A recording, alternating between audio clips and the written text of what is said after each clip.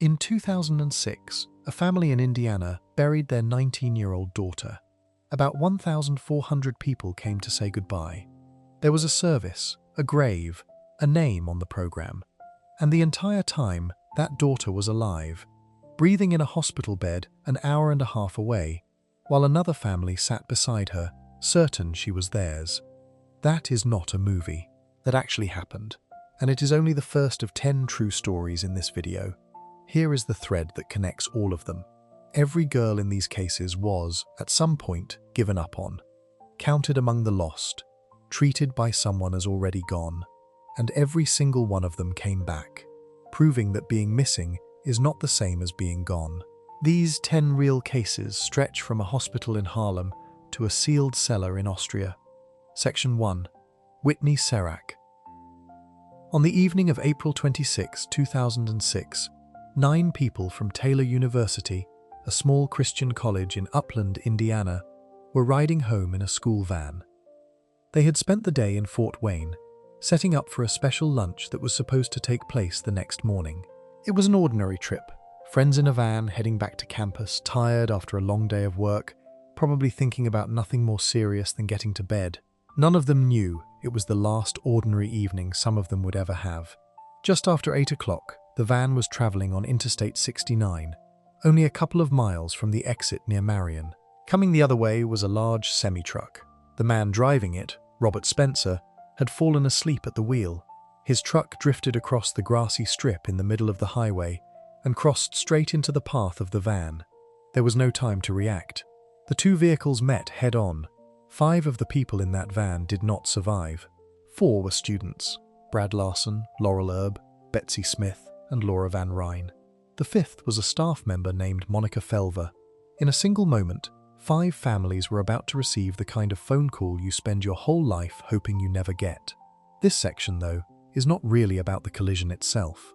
It is about what happened in the hours and weeks afterward, a mistake so strange that, if you saw it in a movie, you would think the writers had made the whole thing up. 2 of the young women in that van looked a lot alike. One was Laura Van Ryn, who was 22 and about to finish her time at Taylor. The other was Whitney Serac, who was 19 and came from the town of Gaylord, Michigan. They had similar builds and similar faces. On a normal day, the people who knew them could tell them apart without even thinking about it. But this was not a normal day, and the accident had left the scene in chaos. Whitney survived. Laura did not. That is the simple truth of what happened that night. The problem was that, in the confusion, the 2 of them got swapped. It is worth walking through exactly how the mix-up happened, step by step, because the details are the whole story. At the scene, purses and wallets had been thrown everywhere by the force of the impact. Somehow, in all of that, an emergency worker clipped Laura Van Ryn's student ID onto Whitney, who was badly hurt but still breathing. Whitney's face was wrapped in bandages because of a serious head injury, so no one could simply look at her and know who she was. With Laura's ID attached to her, the injured survivor was labeled as Laura. The young woman who had passed away, meanwhile, was identified as Whitney. A coroner, the official whose job is to confirm the identity of people who have died, wrote that name down. Part of the reason was that someone who knew Laura had looked at the scene and helped with the identification, and no scientific test, like a fingerprint check or a DNA match, was done to make certain. The names were simply accepted as correct. So 2 families were given news that night, and both pieces of news were wrong in the worst possible way. Whitney's parents, Newell and Colleen Serac, were told that their daughter had passed away. When they came to the hospital, they were told there was no need to check the ID on the young woman who had been lost. They believed the people whose job it was to know. Why wouldn't they? You do not show up on the worst night of your life and demand proof from the officials in charge. You trust that the adults handling the situation have it right. The Seracs trusted, and the people they trusted were mistaken. A few days later, around 1,400 people from the Taylor community gathered to remember Whitney and to say goodbye to her. Her family laid to rest the young woman they had been told was their daughter. They never actually saw her. The injuries had been too severe, and they had no reason in the world to ask. At the service, money was collected and sent to a charity that helped children in Uganda, a cause Whitney and her sisters had cared about. Everyone in that room believed they were grieving Whitney Serak. They were not. The young woman being laid to rest was Laura Van Ryn. At the very same time, about an hour and a half away at a hospital in Fort Wayne called Parkview, the Van Ryn family was sitting beside a hospital bed. The young woman in that bed was unconscious, wrapped in bandages, hooked up to machines that beeped through the night. They had been told it was their Laura, so they did exactly what any loving family would do. They stayed, they talked to her, they held her hand, they prayed over her, and waited for her to wake up.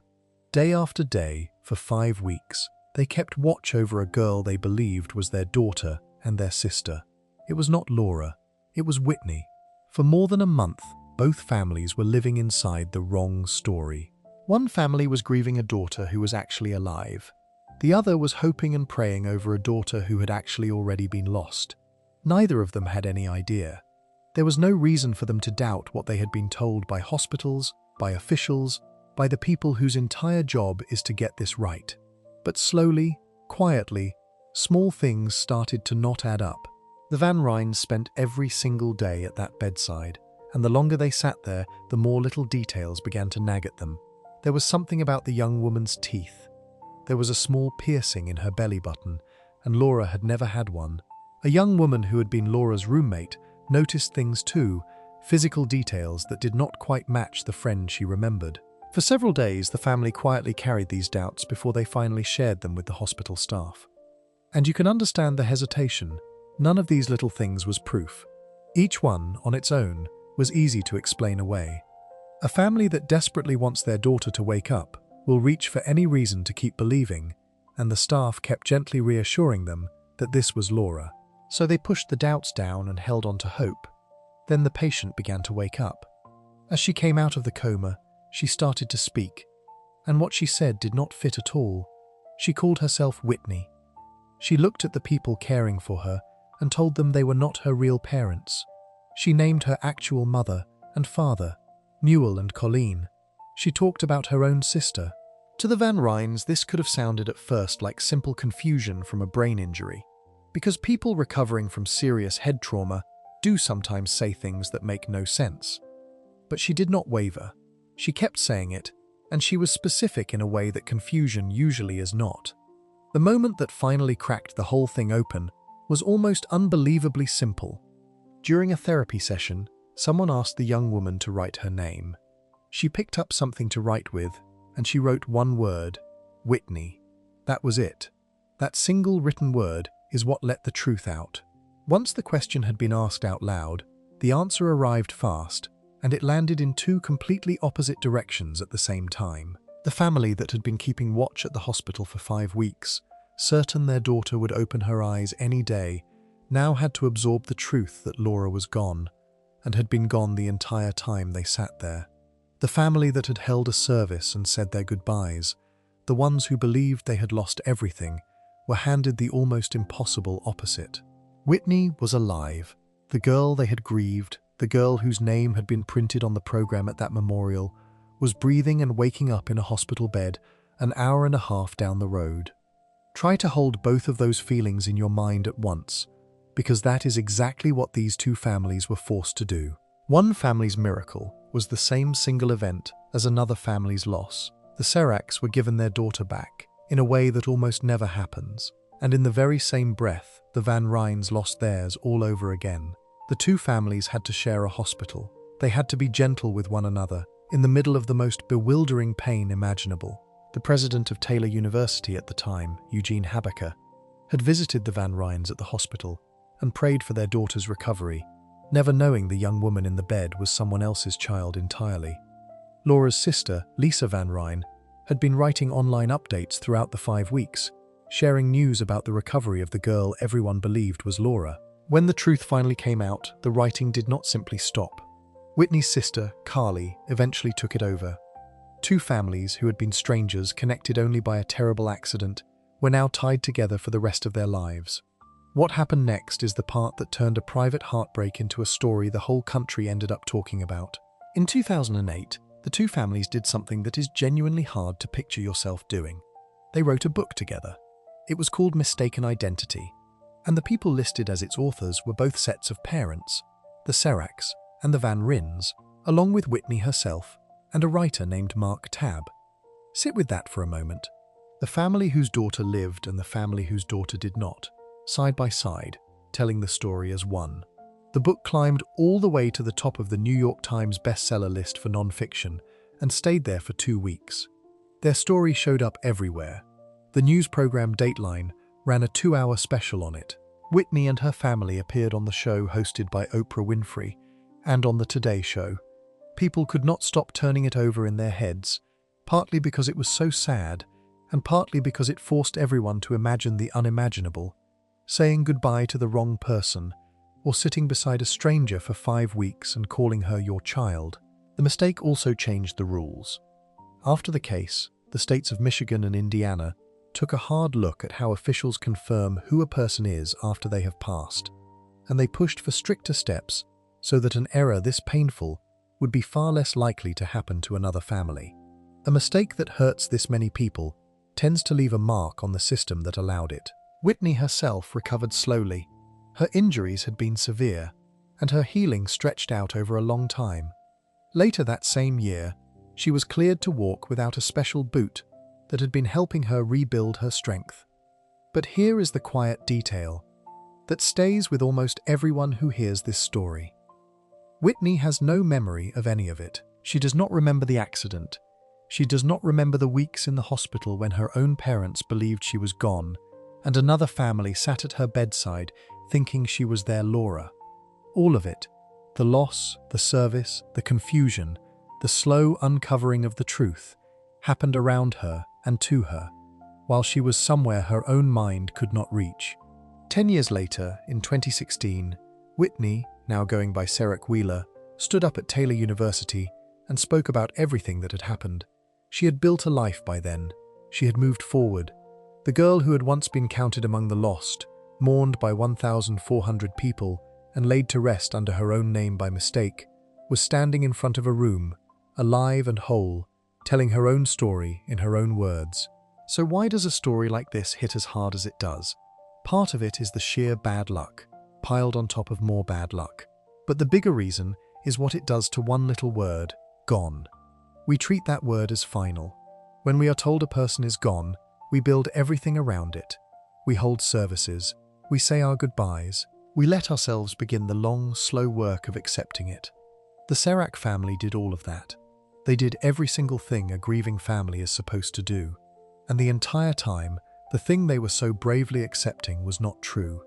That gap, between what everyone believed and what was actually real, is the beating heart of every story in this video. Each girl you are about to meet was, at some point, written off, given up on, counted among the missing or the lost. To the people who loved them, and very often to the police and the public too, they were as good as gone. And then, against every reasonable expectation, they came back. Whitney Serrak is where we begin, because hers is the clearest version of that idea there is. A family was told their daughter had passed. They laid someone to rest in her name, and she was alive the whole time, just out of reach, behind a wall of bandages and a single clipboard error. Before we move on, if you're enjoying this analysis, please consider subscribing. It helps the channel tremendously. But Whitney's return came to her from the outside. Other people noticed the mistake while she slept, and the truth came to find her. The next girl in this story had no one coming to fix things on her behalf, because by the time the world even knew she was missing, the two people who loved her most had already been taken from her. If she was ever going to make it home, she was going to have to find the way out herself. Section 2. James Closs Barron is a small town in northwestern Wisconsin. The kind of place where people leave their doors unlocked, where everybody seems to know everybody, and where the worst thing that usually happens is a bad snowstorm. On the night of October 15th, 2018, that quiet was shattered in a way the whole town is still recovering from. In a house just outside Barron lived the Closs family. James Closs, who was 56, his wife Denise, who was 46, and their only child, a 13-year-old girl named Jane. By every account, they were a normal, close family. James was a devoted Green Bay Packers fan. The family enjoyed their time together, the ordinary stuff, the Sunday afternoons. Jamie was an 8th grader. she had friends, she had activities, she had the whole shape of a regular kid's life. What none of them knew was that for weeks, a stranger had been watching. His name was Jake Patterson, and he was 21 years old. He did not know the Kloss family. He had no connection to them at all. One day, while driving, he happened to see James getting on her school bus near her home, and in his own later words to investigators, he instantly decided she was the one he was going to take. There was no reason. He told police there was no specific reason he chose her. That is one of the hardest parts of this whole story to wrap your head around. It was random. It could have been any kid at any bus stop. It happened to be Jamie. Patterson did not act on the first try. He drove to the Kloss home, intending to take Jamie, but there was activity in the house, and he was afraid of leaving anyone behind who could identify him, so he left. He came back a second time, and again something stopped him, and again he aborted the plan. Most people, you would hope, would feel the weight of what they were about to do somewhere in those 2 failed attempts and never come back. Patterson came back a third time. On that third visit he had prepared.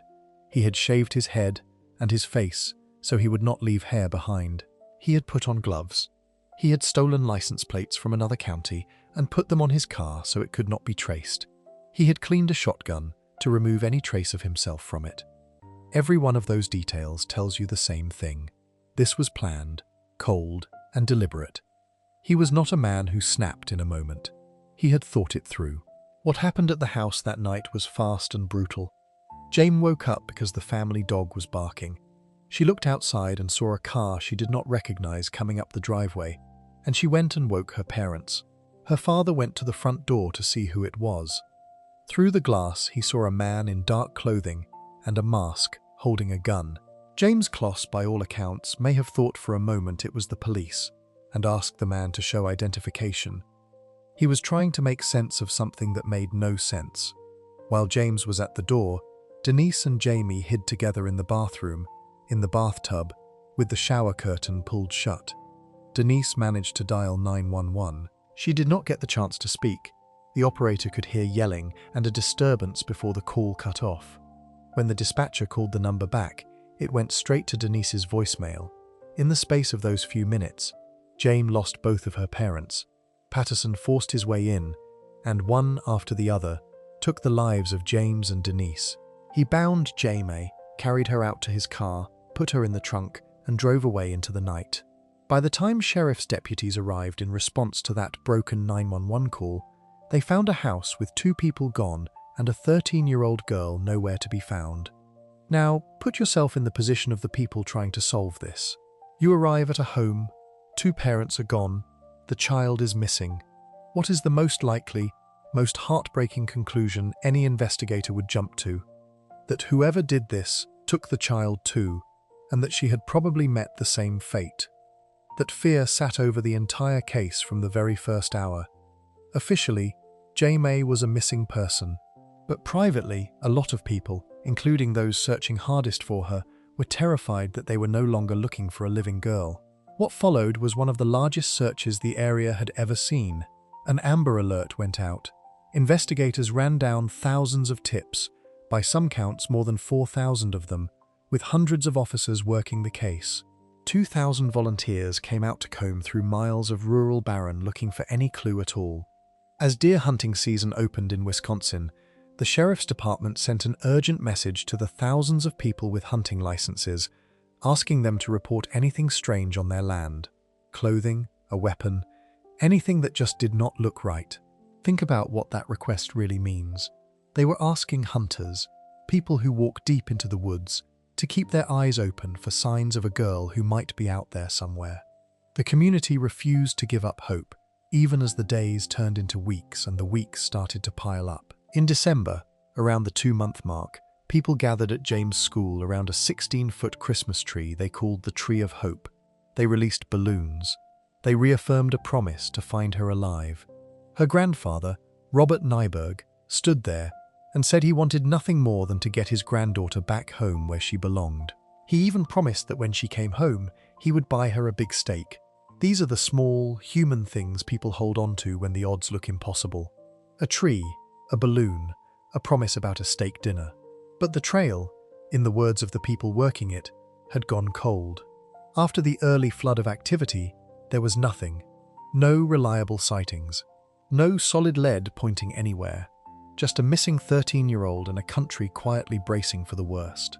Here is what that searching world did not know. Jamie was alive. She was about 70 miles away, in a remote area near a tiny town called Gordon, inside Patterson's cabin. And the conditions she was being kept in are almost too much to describe. Patterson kept her hidden under his bed, not figuratively, literally, under a twin bed that sat only a couple of inches off the floor. When he left the cabin, he would slide her under there and pile bins full of weights and equipment around the edges of the bed, so that she could not get out without him knowing, and so she could not see out. He left her under that bed for as long as 12 hours at a stretch, with no food, no water, and no chance to use a bathroom. When other people came around, his own father visited regularly on Saturdays, Patterson would hide her under the bed and turn the radio up loud to cover any sound she might make. At Christmas, he left to visit relatives and left her trapped under there for hours. He controlled her with fear. He told her that bad things would happen to her if she tried to get away. On at least one occasion, when something set him off, he struck her on the back with a tool used for cleaning blinds. This was her life, day after day, for 88 days. A girl who, 3 months earlier, had been worried about ordinary 8th grade things was now spending her hours hidden under a bed in a cabin in the woods, while the only 2 people who would have moved heaven and earth to find her were already gone. And yet, through all of that, something in her did not break. On January 10, 2019, Patterson told James he was going to be gone for a few hours. For her, this was the window. She had spent 88 days surviving, watching, waiting, and now she made a decision that took more courage than most of us will ever be asked to find. She pushed her way out from under that bed. She put on a pair of shoes that did not even belong to her. They were too big. They belonged to Patterson. And she walked out of that cabin and into the freezing Wisconsin winter. No coat that fit. No plan beyond one thing: get away and find a person. She made it out to a road and started looking for help. And then came the moment the whole story had been waiting for. A woman named Jean Nutter was out walking her dog near her own cabin. Jaima approached her. She told this stranger who she was and what had happened, and she asked for help. Nutter, who happened to have a background in social work, did exactly the right thing. Her instinct was to get the child safe first and ask questions later. She brought Jamie to the nearest house, the home of a couple named Kristin and Peter Kaczynskis, and she pounded on their door. The words she said are the kind of thing that gives you chills. "This is Jamie Kloss. Call 911. For a second, the people in that house could hardly believe it. The name Jamie Kloss had been in the news for nearly 3 months. The whole state knew it, and here she was, a real living girl standing in a doorway in the cold. The call went out. Within minutes, police were flooding the area. Patterson, who had returned and realized she was gone, was driving around looking for her, and he was pulled over and arrested almost immediately. When officers stopped him, he gave himself up right away. He told them he knew what it was about. He admitted what he had done.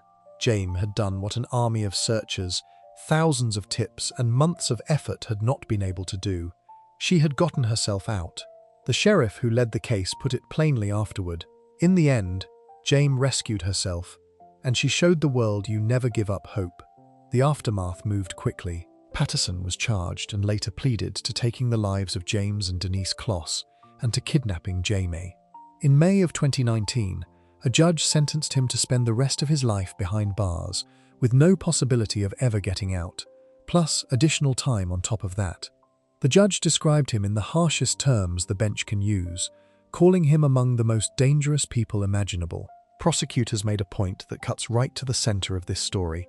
Patterson did not get caught because of brilliant detective work or a lucky tip. He got caught because James did not follow his rules. Her refusal to stay put, to stay broken, to stay hidden, that is what ended it. James did not appear in court herself. A statement she had written was read aloud for her, and the words in it are worth really hearing. She said the man had taken her parents from her, that he had stolen almost everything she loved. She said that for 88 days he had tried to steal her too, and that he did not care who he hurt to do it. And then she said something that turns the entire story on its head. She said he thought he could control her, but he could not. She said what he did is what a coward would do. She said, "I was brave, he was not." A 13-year-old wrote that, about the man who took her parents and held her under a bed for nearly 3 months. I was brave, he was not. In the time since, Jame has been doing the slow, hard work of building a life back up. She went to live with her aunt and godmother. About a year after she got home, she said she felt stronger every day, that she loved hanging out with her friends, and that she was happy to be back and getting back to the things she enjoyed. The state of Wisconsin honored her, with lawmakers recognizing her strength and bravery, calling it beyond incredible. The house where it all happened was eventually torn down. It is gone now, but Jamie is here. She has become a voice for other missing and exploited children, someone who knows better than almost anyone what it means to be the one everybody is searching for. So why does Jamie's story belong right here, right after Whitney's?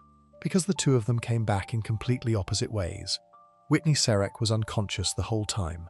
The truth about her had to be discovered by other people while she slept, and the world fixed its mistake around her without her even knowing. Jamie had no such luck. Nobody found her. No tip led police to that cabin. No search party stumbled onto the right patch of woods. The adults with all the resources, all the helicopters and volunteers and thousands of leads, came up empty. In the end, the only person who could save Jamie Kloss was Jamie Kloss. She was 13, she had lost everything, and she still found a way to walk out into the snow and bring herself home. Before we move on, if you're enjoying this analysis, please consider subscribing. It helps the channel tremendously. That idea, that sometimes the missing girl is the one who has to do the rescuing, runs through more of these stories than you would expect. But Jamie was held for 88 days. 88 days is unimaginable. The next girl was held not for days and not for months. She was taken at 14, and the world would not see her again for 9 long months. And what kept her alive in that time was not a locked door she could slip out of, but a decision she made inside her own head about who she was going to be. Section 3. Elizabeth Smart, Salt Lake City, Utah. The Federal Heights neighborhood is a nice one. Quiet, well off, the sort of place that feels safe by design. In the summer of 2002, the Smart family lived there. Ed and Lois Smart and their 6 children. The second oldest was a 14-year-old girl named Elizabeth.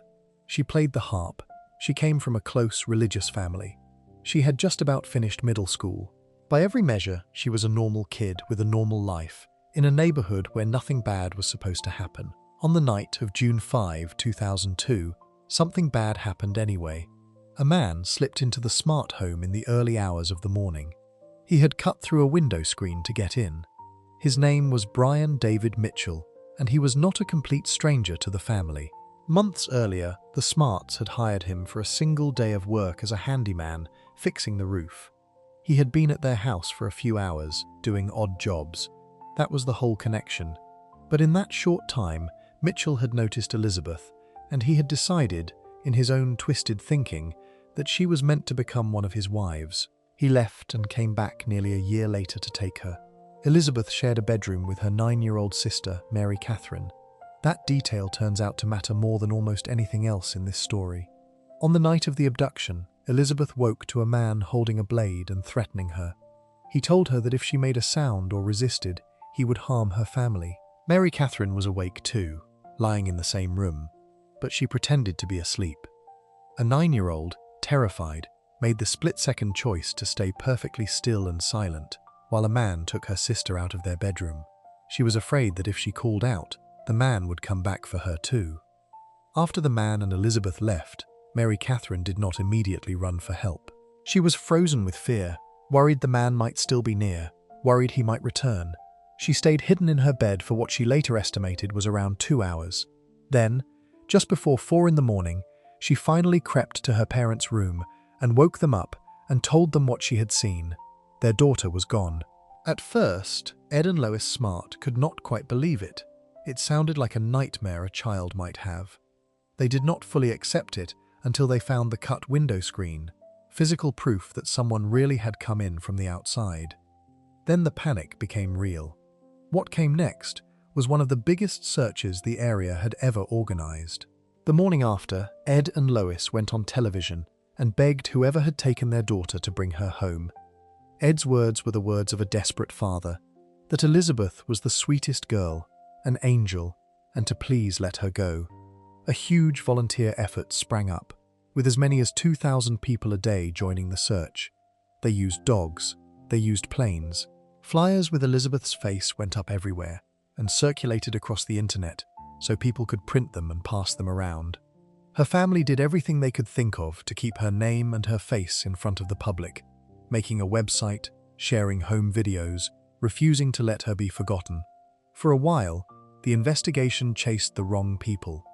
Early on, police looked hard at a handyman named Richard Ritchie, a man with a criminal past who had also worked for the Smarts. He became a major focus, the person of interest everyone fixated on. But that lead went nowhere. Ritchie was jailed on an unrelated matter and then passed away in custody in August of 2002 from a sudden medical event in his brain. The most promising thread the investigators had pulled on had snapped, and they were no closer to finding Elizabeth. Here is where the story becomes almost unbearable to think about, because the person who actually held the key to the whole case was not a detective. It was the 9-year-old sister. Elizabeth had been taken to a makeshift camp up in the hills, not far from the family home at all. Mitchell had forced her to walk for miles into the wilderness, where his wife, Wanda Barzee, was waiting.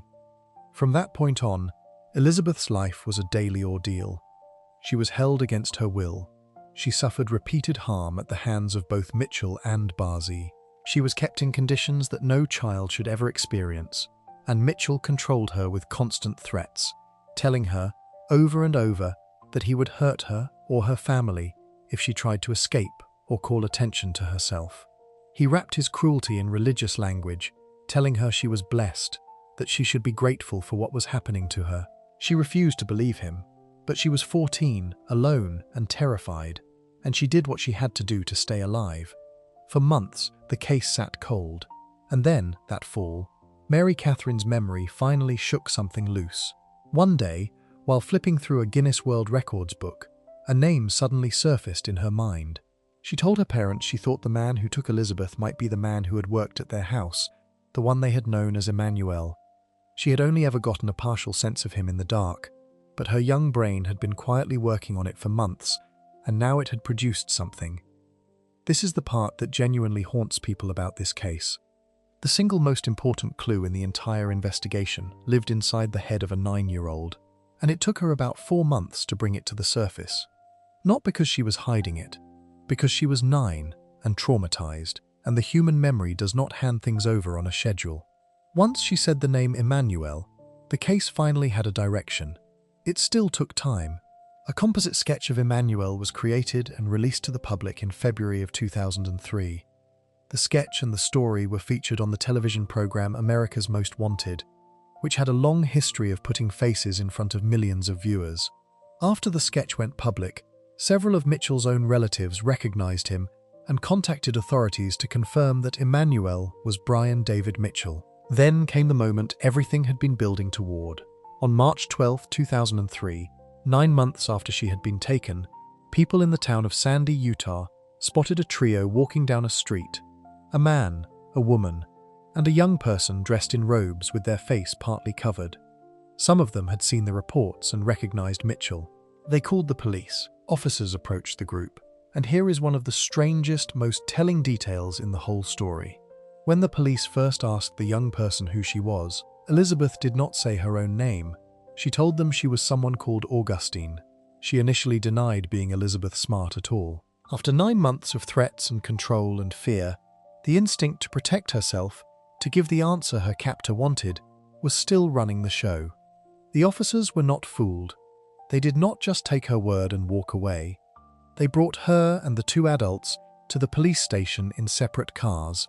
And there, finally, Elizabeth Smart was reunited with her family. Sandy was only about 5 miles from where she had been taken. She had been, in a sense, close to home the entire time. Now, there is a question that hangs over this case, and it is a question Elizabeth herself has had to answer many times.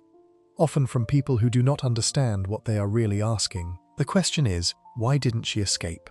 Why didn't she run, or scream, or signal for help during those 9 months? Because she had chances. That is the uncomfortable truth that makes this case so hard for some people to understand. Mitchell did not keep Elizabeth permanently chained in a hidden room. He took her out in public. He moved her around, at one point taking her all the way to the San Diego area in California, where the group camped and panhandled. She was around other people on more than one occasion, her face hidden under a veil, and she went largely unrecognized. There is one moment that captures the whole agonizing reality of it. At one point, Elizabeth was in a library, and a detective was actually there, close enough that a single word from her could have ended everything. And she was too frightened to speak. Think about how that must feel to carry. Rescue was standing right there, and the fear that had been drilled into her was stronger in that instant than the hope of being saved. People who have never been through something like that find it baffling. People who understand trauma find it completely human. Elizabeth has spent a good part of her adult life explaining exactly this, so that the next person who survives something terrible does not have to also defend why they did not escape sooner. The threats against her family were constant and specific. She genuinely believed that if she tried to get away, the people she loved would pay for it. When you are 14 and someone has spent months convincing you that your parents' safety depends on your obedience, the cage does not need bars. The fear does the job the bars would have done. She walked past her own rescue not because she did not want to go home, but because she had been broken into believing that going home would cost the people she loved everything. Once she was safe, the legal process stretched on for years, mostly because of Mitchell himself. He was difficult to prosecute. He disrupted court hearings by singing hymns. He refused to cooperate with the evaluations meant to determine whether he was mentally fit to stand trial, which dragged the case out through years of hearings. Eventually, Wanda Barzee accepted a deal in 2009, admitting her role and agreeing to cooperate, and she was later sentenced to 15 years. Mitchell was finally found fit to stand trial, and in late 2010, the case went before a jury. Elizabeth, by then a young woman, took the stand and described in detail the 9 months she had endured. The jury rejected Mitchell's claim that he was not responsible by reason of insanity and found him guilty. He was sentenced to life in prison. Before Mitchell received his sentence, Elizabeth stood up and spoke directly to the man who had taken 9 months of her life. She told him she knew that he knew what he did was wrong. She told him he had taken away 9 months of her life that could never be returned. And she told him that in this life or the next, he would have to answer for what he did, and that she hoped he was ready for that day. That is not the voice of a victim. That is the voice of someone who took her own story back. In the years since, Elizabeth Smart has built a remarkable life on top of the worst thing that ever happened to her. She married. She studied harp performance at university, and she became one of the most visible advocates for missing people and survivors of abuse in the entire country. She started a foundation in her own name to fight against this kind of harm and to support the people it happens to. She testified in front of lawmakers in Utah to push for programs that teach children how to protect themselves. She wrote a book about her experience called My Story, and then another about healing and moving forward. More than 20 years later, a documentary about her abduction was made, told largely in her own words, and she said she hoped it would bring comfort to people by showing that there are, sometimes, happy endings. She has said something about her survival that explains everything. She said she realized she had something worth surviving for. That was the engine. Not a plan, not a key, not an unlocked door.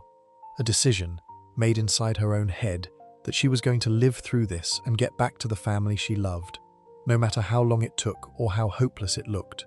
The threats kept her from running, but they could not kill that one stubborn thing inside her. So why does Elizabeth's story sit here, in the middle of these others? Because it answers a question the first two raised. Whitney came back without knowing it. Jane came back by physically escaping. But Elizabeth shows us a third kind of survival, the kind that happens invisibly, on the inside, during the long stretch when nothing about your situation seems to be changing at all. For 9 months there was no escape, no rescue, no clue that worked. There was just a 14-year-old girl deciding over and over that she was going to outlast this. Her body was captive. The part of her that mattered most never was. Before we move on, if you're enjoying this analysis, please consider subscribing. It helps the channel tremendously. There is one more thread worth pulling here, because it connects to something darker that runs through several of these cases. Elizabeth was taken by a man who had been inside her home, who her family had trusted, even if only for a single day of work. The danger had a face her family had seen before. But the next girl was not taken by someone who slipped in from the outside in the dark. She was taken in broad daylight, off a public street, by a man the police had actually questioned and then let go. A man who had been hiding in plain sight, with the answer sitting in his own backyard for 18 years. Section 4. J.C. Dugard, South Lake Tahoe, California. June 10th, 1991. It was an ordinary summer morning. 11-year-old J.C. Dugard got up, checked on her baby sister, said goodbye to her stepfather, and headed out to catch the school bus. She was wearing her favorite outfit, all in pink. The bus stop was just up the hill from her house, a short walk she had made plenty of times before. It was the kind of trip that is supposed to be too short and too routine for anything to go wrong. Halfway up the hill, a grey car pulled up alongside her. For a second, J.C. thought the driver was just going to ask for directions. That is how normal it looked at first. But the man in the car was not lost. His name was Philip Garrido, and his wife, Nancy, was with him. Philip used a stun device on J.C., and Nancy pulled the 11-year-old into the car. They covered her and drove off. Here is the detail that makes this beginning so unbearable. J.C.'s stepfather, Carl Probin, was right there in the yard. He saw it happen. He saw his daughter get pulled into a car and driven away, and there was nothing he could do to stop it in time. Other people witnessed it too, and still, even with people having seen the car and the abduction, the search that followed produced no reliable leads. A child was taken in plain view, and then she simply vanished. The Garridos drove J.C. about 120 miles to their home in a place called Antioch, California, and what they had built there is the part of this story that is almost impossible to believe. Behind their house was a hidden world, a series of tents and sheds, fenced off and concealed, a secret compound in the backyard that you could walk right past without ever knowing it existed. Philip put J.C. into a small shed that had been soundproofed. He kept her in conditions of total isolation, controlling her with fear, telling her things designed to keep her from ever trying to leave. She was 11 years old. Now I want you to hold on to something, because it is the thing that makes this case different from almost every other one in this video. J.C. was not held for days, not for months, not even for a few years. She was held for more than 18 years. 18 years. Think about what that actually means. A child taken at 11 would, over that span, grow into an adult in her late 20s. Entire chapters of a normal life. Middle school, high school, getting a driver's license, all of it, would come and go on the other side of that fence while she remained trapped. And during those years, the unthinkable happened. J.C. gave birth to 2 daughters, both fathered by Garrido. The first when she was just 14 years old, the second a few years later. So now there were not just 1 but 3 people living in that hidden backyard, none of whom had ever gone to school, never been to a doctor, kept in near total isolation from the world. Meanwhile, in the world outside that fence, J.C.'s family never stopped searching. Her mother held a press conference the day after she was taken, pleading with the kidnappers. The community of South Lake Tahoe was in shock. Law enforcement at every level came in to help look. Flyers went up everywhere. Neighborhoods were searched. Thousands of tips and supposed sightings came in over the months and years. Because J.C.'s favorite color was pink, the whole town was decorated with pink ribbons. A quiet, constant reminder that a little girl was still missing and still loved. Her mother founded a group dedicated to keeping up the search. They never gave up. But the search had a fatal blind spot, and it is one of the most maddening parts of this whole story. Philip Garrido was not some unknown ghost. He was a registered offender with a serious criminal history. Before he ever took J.C., he had already been convicted of taking and harming another person years earlier, and he had served time for it. He was on parole. That means the system was supposed to be keeping an eye on him. Officers were supposed to check on him. And here is the thing that should make your jaw drop. Over the years of JC's captivity, parole officers made dozens of visits to Garrido's house. By one count, around 60 visits. 60 times, someone whose job was to supervise this man came to his property. And not once did they discover the hidden compound in the back, or the woman and children living in it. Neighbors even reported, at various points, that there seemed to be children living in tents in Garrido's backyard. At one point, an officer responded to a complaint but never went into the backyard to actually look. He treated it as a minor issue and let Garrido off with a warning. Because of that missed chance, JC and her daughters stayed trapped for years longer than they should have. The answer was sitting in that backyard the entire time. The system walked up to the door over and over and never saw what was behind the house. So how did it finally end? Not through any of those official channels. Not through a tip or a search or a parole check. It ended because Philip Garrido did something strange in front of exactly the right people. In August of 2009, Garrido went to the campus of the University of California, Berkeley. He wanted permission to hold an event for a religious group he had cooked up. He brought along two young girls, who, though no one knew it yet, were JC's daughters. Two campus police officers, Lisa Campbell and Allie Jacobs, interacted with him. And something about the whole situation did not sit right with them. The way Garrido behaved seemed unstable. The way the girls seemed felt off. These two officers trusted that instinct. They ran a background check on Garrido and discovered he was a registered offender on parole. That set things in motion. The information got back to Garrido's parole officer, who, it turned out, did not even know Garrido had children. Garrido was ordered to come in. On August 26, 2009, he showed up at a parole office, and this time he did not come alone. He brought his wife, the two girls, and another woman. That other woman gave her name as Alyssa, but under questioning, the story fell apart. Eventually, the woman admitted the truth. She was JC Dugard. She was 29 years old. The little girl in the pink outfit, taken from a hill in South Lake Tahoe 18 years earlier, was alive and standing in a parole office in California. Garrido confessed to the abduction.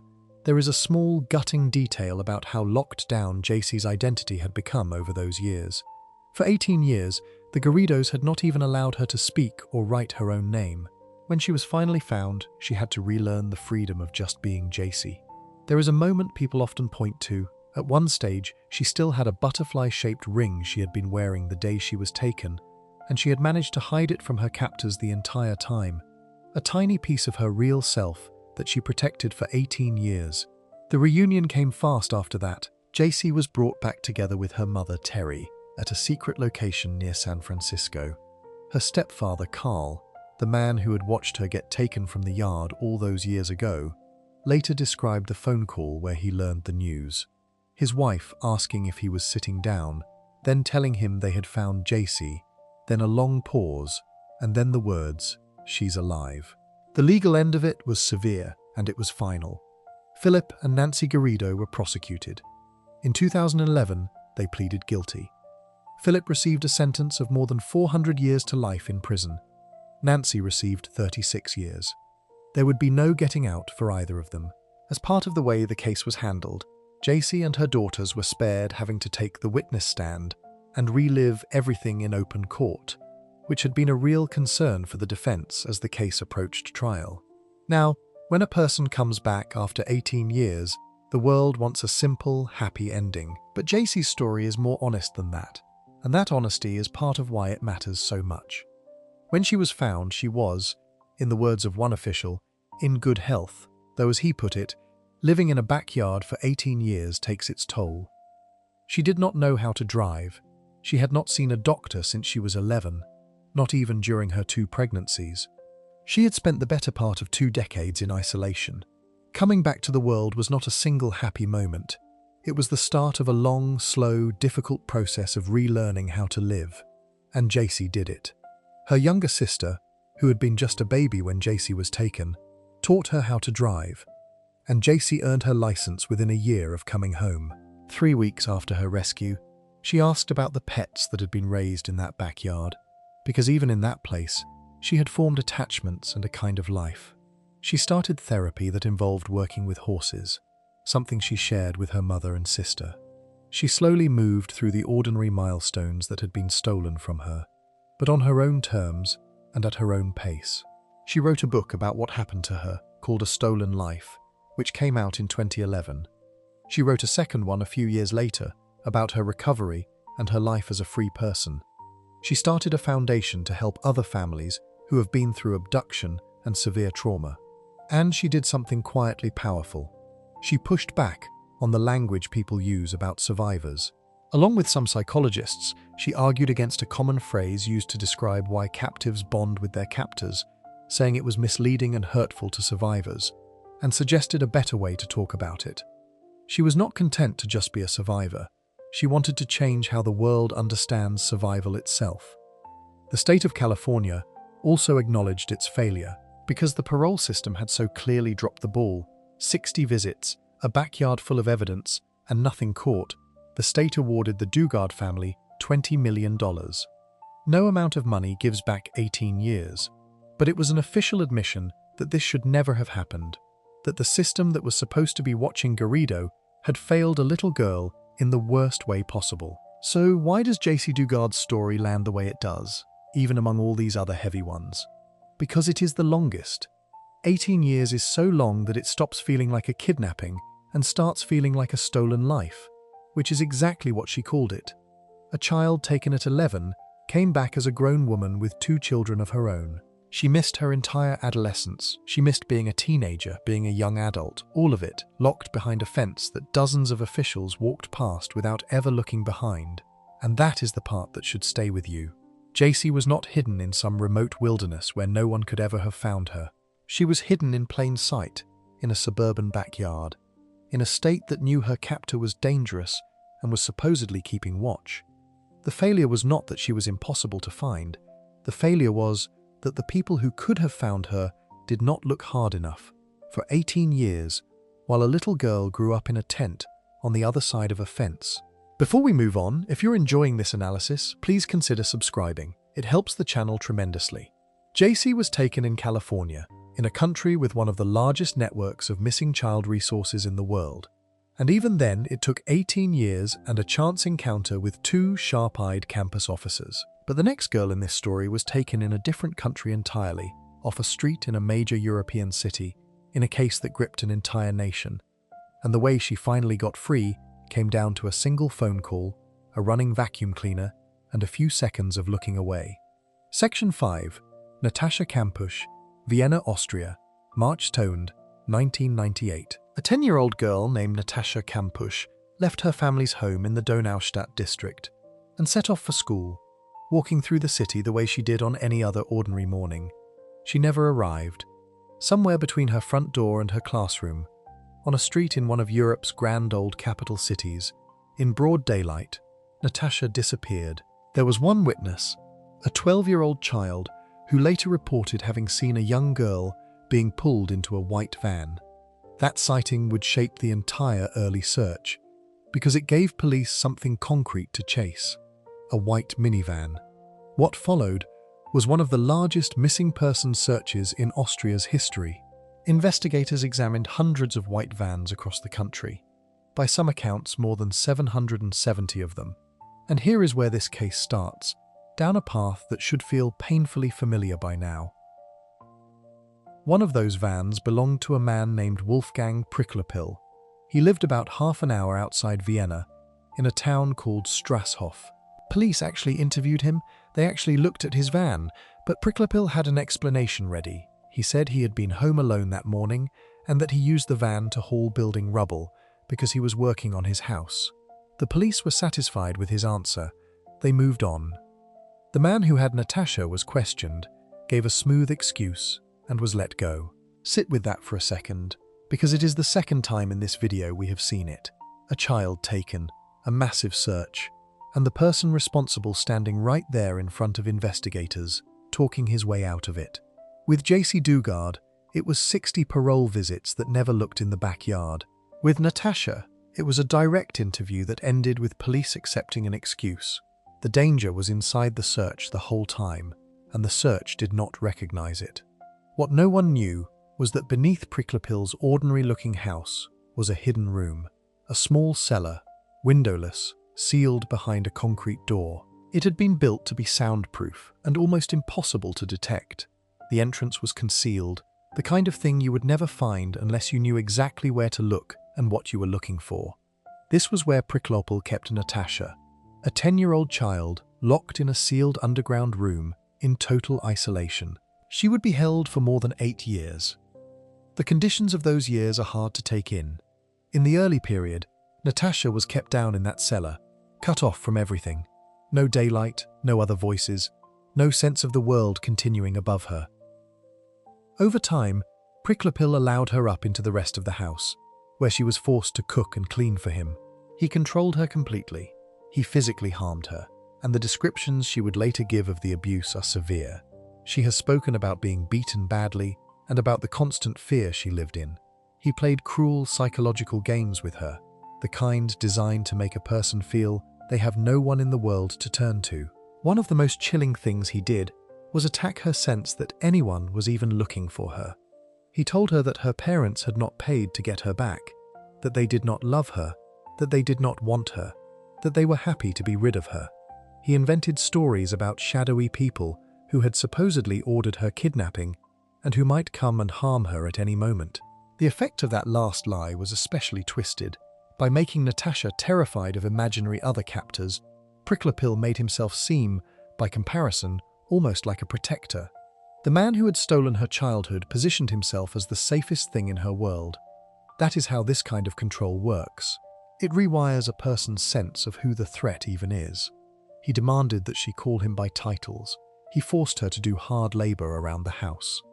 The years went by like this, a girl growing from a child into a teenager inside the walls of one man's house, with a sealed cellar underneath it, while the city of Vienna went about its business just down the road. But something in Natasha never fully surrendered, and she has talked about this in a way that is genuinely striking.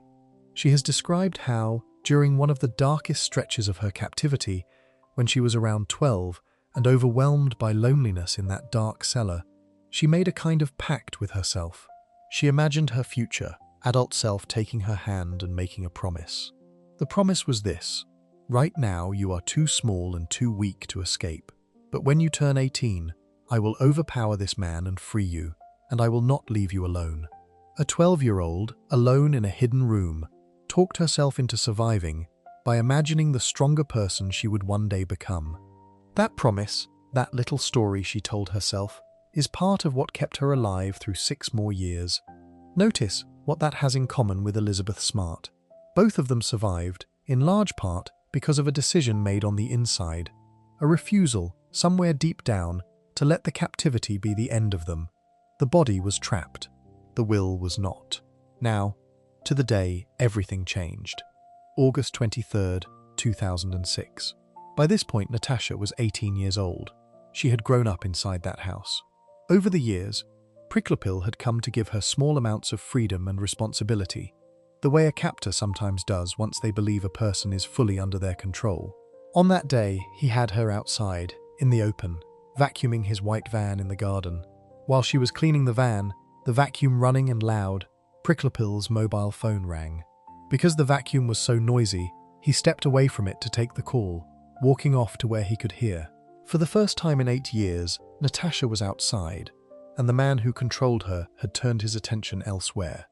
This was the window, and she took it. She left the vacuum cleaner running, a small, smart detail, because the running motor covered the silence of her absence for a few precious seconds, and she ran. She ran for about 200 meters, through neighboring gardens, across a street, jumping over fences. As she ran, she tried to get bystanders to help her, asking people to call the police. But here is something heartbreaking. The people she encountered did not respond. They paid her no attention. Imagine running for your life after 8 years underground and having the first strangers you reach simply ignore you. She did not stop. After about 5 minutes of running, she reached the house of a neighbor, a 71-year-old woman. Natasha knocked on the window and said the words that ended 8 years of captivity. "I am Natasha Kampusch." That neighbor called the police, who arrived within minutes. Natasha was taken to a nearby police station. They confirmed who she was through several means: a scar on her body, her passport, which had been found in the room where she had been held, and DNA testing. There was no doubt. The little girl who had vanished on her way to school in 1998 was back. What happened to Priklopil is its own grim footnote. Once he realized Natasha had escaped and that the police would be coming, he fled. And that same night, knowing what was about to come, he ended his own life by stepping in front of a train. So there would be no trial, no testimony, no chance to ask him the question everyone wanted answered: why? He took that with him. A later international investigation, carried out with help from the FBI and German authorities, concluded that Priklopil had almost certainly acted alone, putting to rest years of speculation that he must have had help, and debunking various wild theories that had grown up around the case. When Natasha emerged, she became, almost overnight, an international figure, and the way she handled it surprised everyone. She was articulate, she was composed, she seemed remarkably self-possessed for someone who had just walked out of 8 years of captivity. She gave an interview to Austrian public television not long after her escape, and she did it on her own terms. The broadcaster did not pay her a fee, and any money made from selling the interview to other channels was, by her wish, directed toward charitable causes, including projects to help women in Africa and Mexico. Right out of the gate, she was already thinking about turning her experience toward helping others. But Natasha's story also did something that made a lot of people uncomfortable, and it is worth talking about honestly, because it teaches something important. In the time after her escape, Natasha made some statements that suggested she felt a degree of sympathy for Priklopil. People were baffled, even disturbed. How could she feel anything but hatred for the man who stole her childhood? Newspapers quickly reached for a familiar explanation, a term used to describe captives who develop a bond with the person holding them, and Natasha pushed back hard on that. She said that label was disrespectful to her. She felt that slapping a simple psychological term onto her did not give her the right to describe and understand the complicated reality of what she had lived through, in her own words. She had spent 8 years with one human being as her entire world. The relationship she had with her captor was not something a single tidy phrase could capture, and she refused to let other people define it for her. There is something quietly powerful in that. Just like J.C. Dugard, who pushed back on the language used about survivors, Natasha insisted on being the author of her own story, rather than a case study other people got to summarize. Both of them, after losing years of their freedom, came out fighting for the most basic kind of freedom there is: the freedom to explain yourself in your own terms. In the years since, Natasha built a public life. She became an author. She wrote a book about her ordeal, with a title referring to the exact number of days she had been held, more than 3,000 of them. The book was later made into a film. She wrote a second book to mark 10 years of freedom. In an unusual turn, she was actually granted ownership of the very house where she had been held.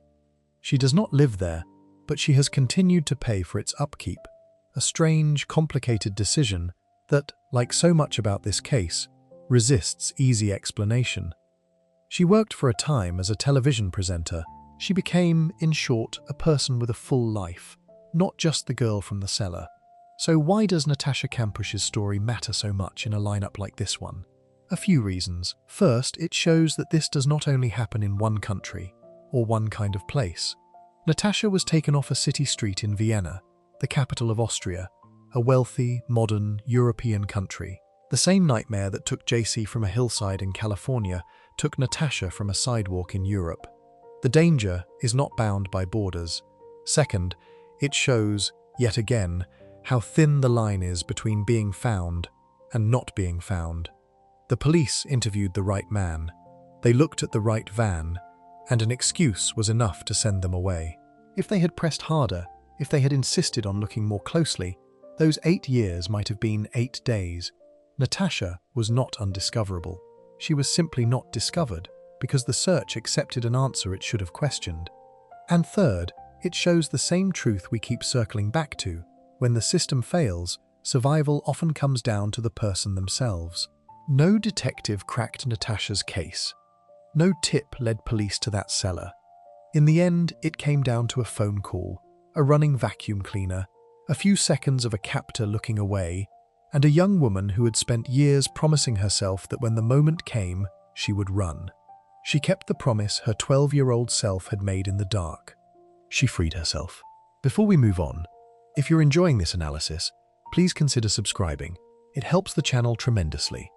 The cases so far have followed one girl at a time, one child, one captor, one long ordeal. But the next story breaks that pattern in a way that makes it almost harder to comprehend.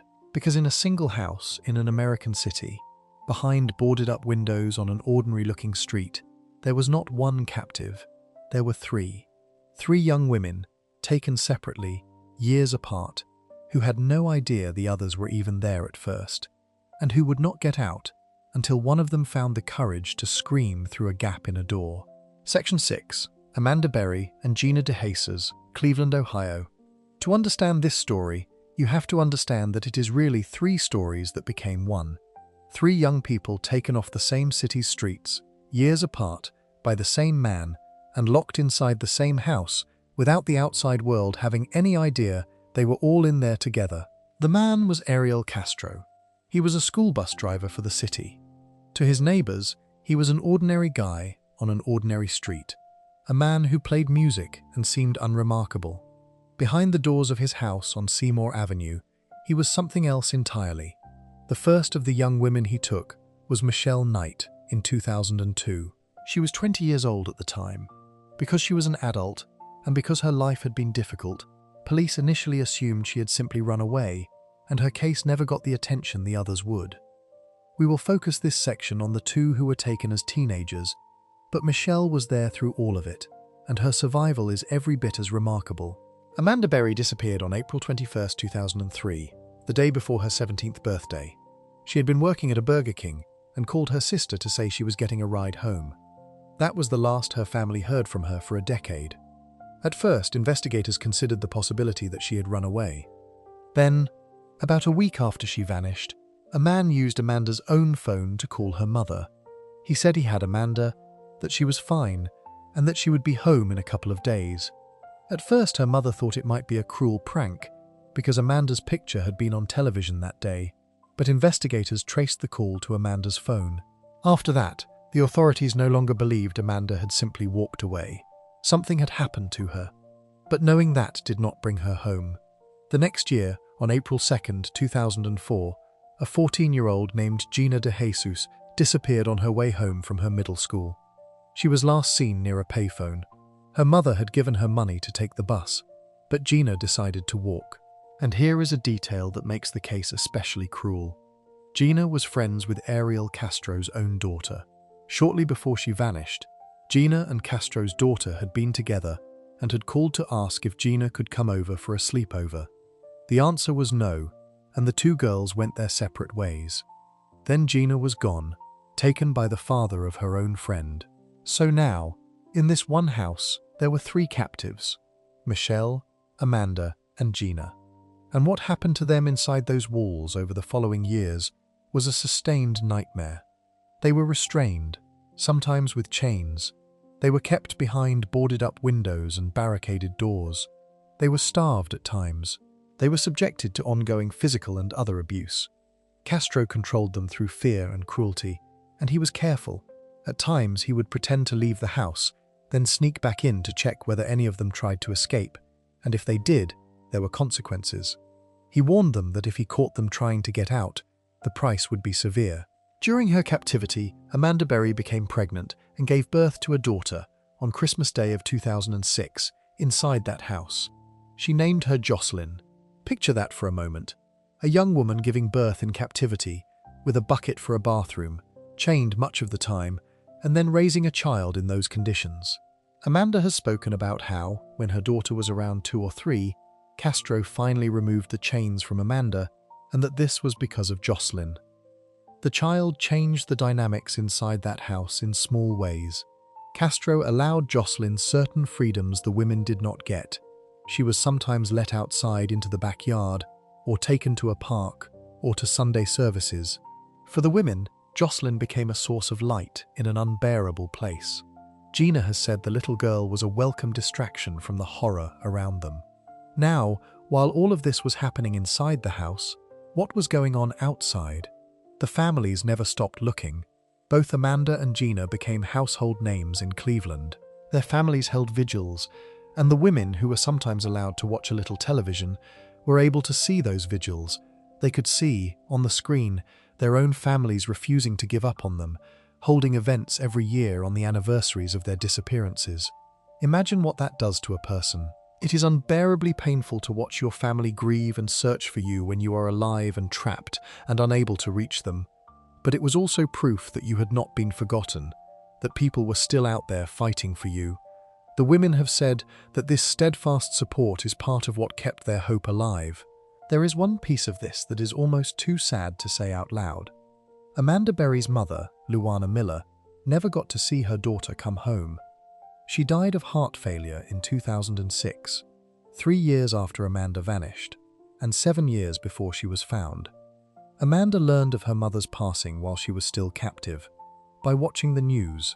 Many people who followed the case believe her mother died, in part, of a broken heart, after years of fighting to find her daughter and never giving up. Amanda has said that this was the hardest part of being in there, that her mother was always fighting for her, never going to give up, and that when her mother got sick, Amanda could not be there to help her. When Amanda finally got free, she has said it was a joy mixed with deep sadness, because she had always imagined coming home to her mum, and she did not get to. So how did nearly a decade of captivity finally end? It ended on May 6, 2013, and it came down to a single open door and a young woman willing to risk everything. On that day, Castro left the house. And he made a mistake. He failed to lock the big inside door of the house. The outer storm door was still bolted, but the inner one was open. Amanda noticed. For the first time in 10 years, she found her path to the outside partly clear. But even then, she hesitated, and her reason for hesitating tells you everything about the fear these women lived under. She thought it might be a test. Castro had a habit of leaving things partly unlocked to see if the women would try to escape, so he could punish them when they did. Amanda was terrified that if she tried, and it was a trap, the consequences would be terrible. But this time, she went for it. She got to the storm door and managed to push her arm through a gap, waving and screaming for help.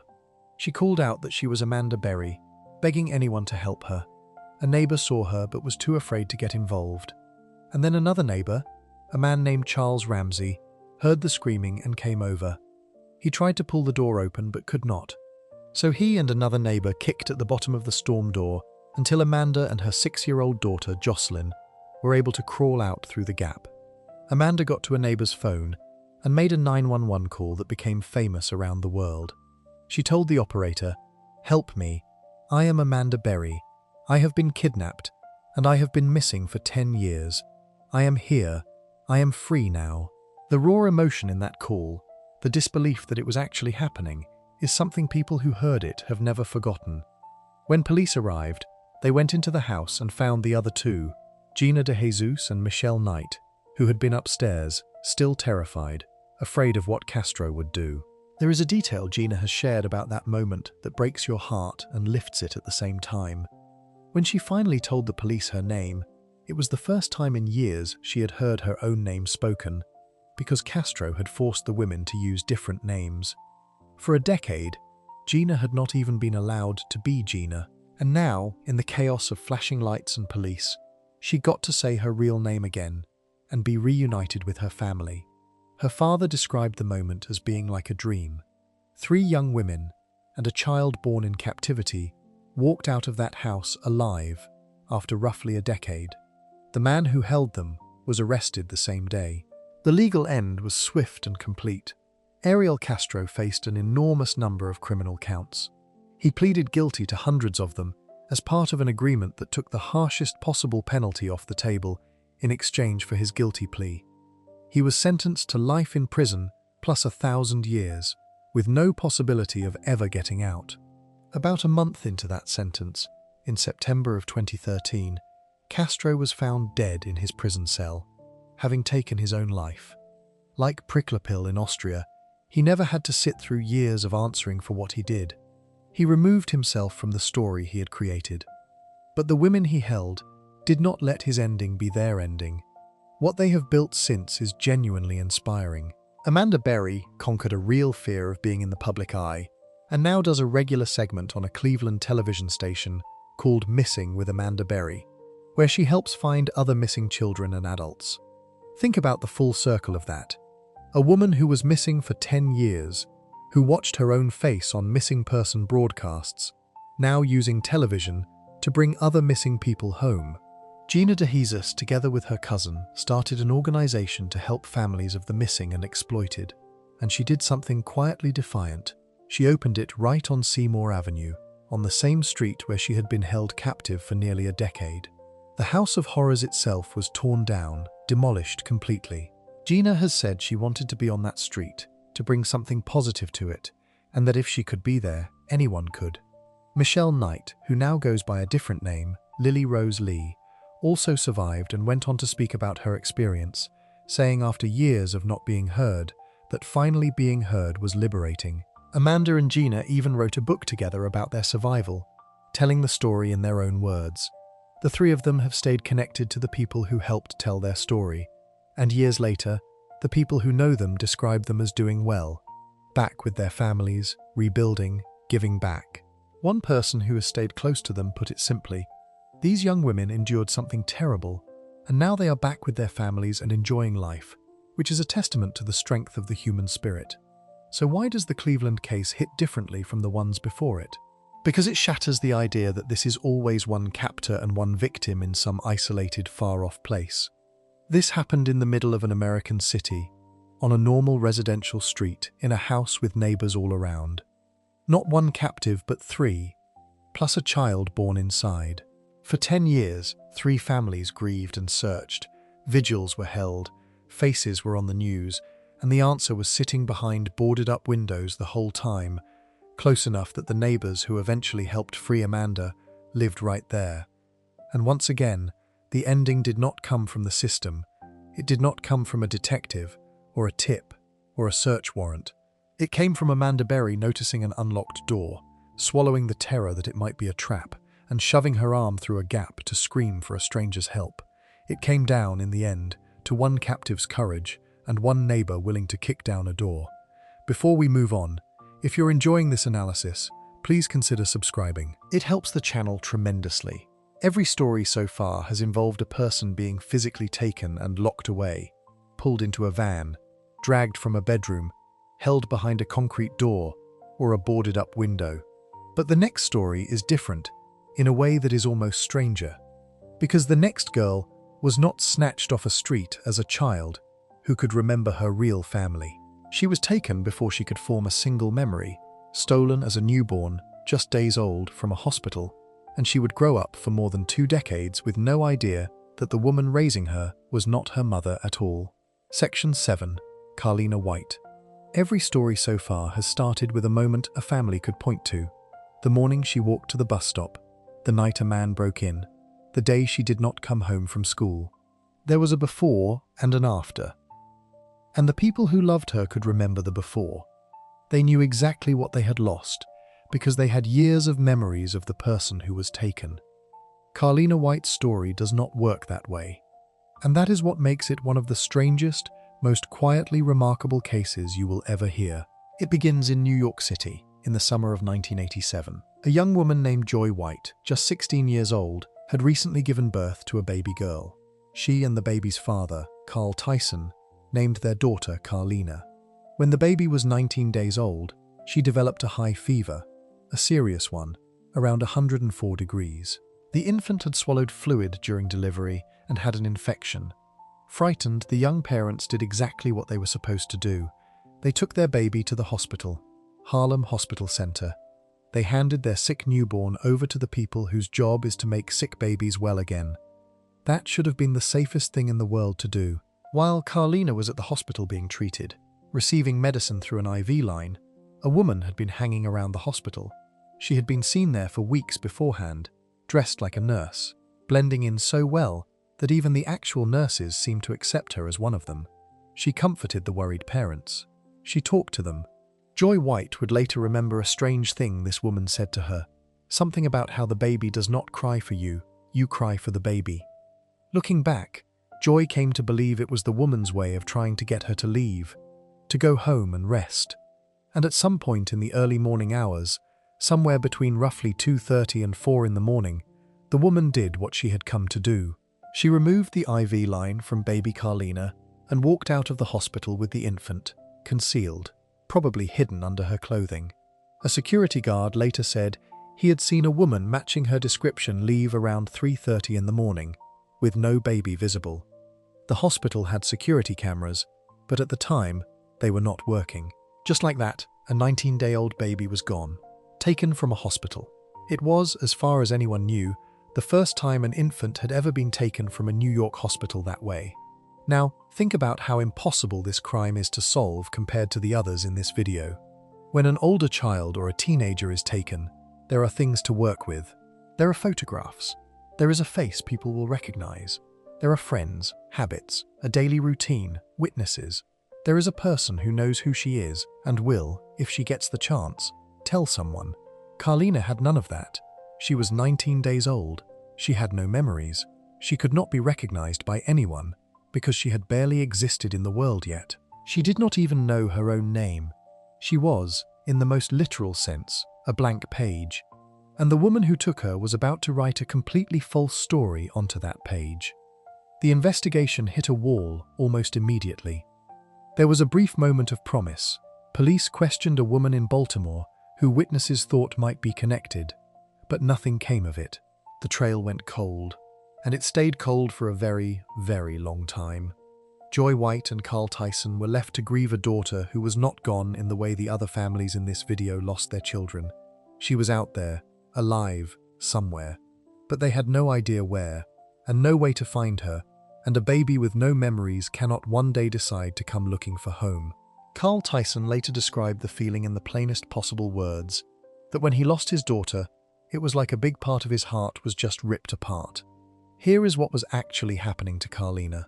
The woman who took her was named Anne Petway. She had suffered through a series of pregnancy losses, and the desperate, devastating emptiness of that is, by her own later account, what drove her to take someone else's child. She brought Carlina back to Bridgeport, Connecticut, which, as a stark detail, was only about 45 miles from where Carlina's real parents lived. 45 miles, close enough to drive in under an hour. Petway raised the little girl as her own daughter and gave her a new name, Nejdra Nance, known as Nettie. So Carlina grew up as Nettie. She went to school in Bridgeport. She graduated from high school there. Later, the family moved to Atlanta. From the outside, it looked like an ordinary childhood with an ordinary mother. Nettie had no reason to think she was anyone other than who she had been told she was. How could she? She had been taken before she could form a single memory. The only mother she had ever known was Anne Petway. But as Nettie grew into her teenage years, something started to feel wrong. And the thing that made it feel wrong was not some dramatic revelation. It was paperwork. Petway could not produce a birth certificate for her. That is a small thing that turns out to be a very big thing. A young person trying to do normal young person stuff, get a driver's license, apply for things, eventually get health coverage when she became pregnant herself in her late teens, keeps running into a wall because the woman who raised her cannot come up with the basic documents that prove who she is. Nettie started to feel a quiet, growing suspicion that the story of her life did not add up. She also noticed something more personal. She did not look like the people who were raising her. She felt different from them, in a way she could not shake. The suspicion grew until Nettie finally confronted Petway directly, and under that pressure, Petway broke down and admitted the truth she had carried for over 2 decades. She was not Nettie's biological mother, but she did not give the full, honest story. Instead, Petway told her a lie to cover the bigger lie. She claimed that Nettie had been handed over to her by a mother who could not care for her, that she had essentially been abandoned by a parent with serious problems. Petway refused to say anything more than that, leaving Nettie with a shattered sense of who she was and almost nothing to go on. Now, here is where Carlina White's story turns into something genuinely extraordinary, because nobody solved this case for her. No detective cracked it, no tip came in. The girl who had been taken as a 19-day-old infant grew up and solved her own kidnapping. Let that sink in. She had no memories to work from. She had a false name, a fake history, and a woman who had lied to her for her entire life and would only give her a misleading story even when confronted. And from that almost nothing, Nettie became her own investigator. At first, she searched for stories of kidnappings in the Bridgeport area, where she had grown up, assuming her answer must be close to home. She found nothing that fit. Then, in 2010, when she was 23 and living in Atlanta, she had the idea to widen her search beyond Connecticut. She went to the website of the National Center for Missing and Exploited Children, an organization that keeps records and photos of missing kids, and she started looking through it. And there, on that website, she found a baby that looked exactly like her own young daughter. The photos of the infant who had been taken back in 1987 resembled Nettie's baby pictures, and they resembled photos of her own little girl. The organization also uses age progression images, pictures that show what a missing child might look like as they grow older, and the resemblance was chilling. There was even a detail that lined up perfectly. A birthmark on her arm matched the one in the records of the missing baby. She called the center's hotline in December of 2010 and explained her situation. With their help, she was able to narrow down the possibilities, and they connected her with her biological family. To be absolutely certain, DNA testing was done, and in January of 2011 it was confirmed. Nettie Nance was Carlina White. The baby who had vanished from Harlem Hospital 23 years earlier was alive, grown up, and had found her own way home. This was, at the time, recorded as the longest child abduction case ever solved by that organization, and, remarkably, the first in which the missing person themselves led the effort to reunite. Carlina did not wait to be found. She found herself. The phone call where she first reached her biological mother is a moment Carlina has described, and it is full of joy. Joy White put her on speakerphone with all the aunts gathered around, and one of the aunts simply yelled at her to come home. Carlina has said she was happy as anything in that moment. After 23 years, a mother who had lived with a ripped-apart heart got to hear her daughter's voice. But this is where Carlina's story refuses to wrap up in a neat, perfect bow, and that honesty is important. Because being reunited after 23 years is not as simple as a single happy phone call. Carlina had grown up believing one entire version of the world, and now she was being asked to step into another one. Her biological parents were overwhelmed with relief and wanted their baby back. But, as Carlina put it, she was not a baby anymore. She was a grown woman with her own life, her own daughter, and a complicated tangle of feelings about the woman who had raised her. When the national news broke the story, Carlina flew to New York for a round of interviews, and the intense public attention forced parts of the new family relationship to develop faster and more publicly than felt natural. She ended up pulling back from her birth parents for a while, returning home to Atlanta, needing space to make sense of everything. And there was the painful question of Ann Petway, the only mother Carlina had ever known, who was also the woman who had committed the crime that stole Carlina from her real family. Carlina has spoken about this with a kind of complicated honesty. She has said Petway was not abusive, but was not exactly soft either, and that she felt she did not fully belong, but loved her anyway. After everything, Carlina chose not to speak at Petway's trial, though both of her biological parents testified against her. Petway, for her part, turned herself in to authorities in early 2011 after a warrant was issued. The clock had run out under New York state laws for this kind of crime, but there is no such time limit under federal law, which is what allowed her to be prosecuted. She pleaded guilty to the kidnapping. She explained that she had taken Carlina after enduring several pregnancy losses, trying to fill the emptiness they left behind. She was sentenced to 12 years in prison. Carlina's biological father, Carl, felt that was far too light. He wished she had been given 23 years, one for every year she had stolen from his family. In the years since, Carlina and her birth parents found their way to a steadier place, staying in touch and on good terms, even if the relationship would always carry the weight of those missing decades. And in a final, fitting act of taking control of her own story, Carlina decided what to be called. Her birth certificate now carries the name Carlina White, but she has continued to go by Nettie, and she has explained why in a way that says everything about who she is.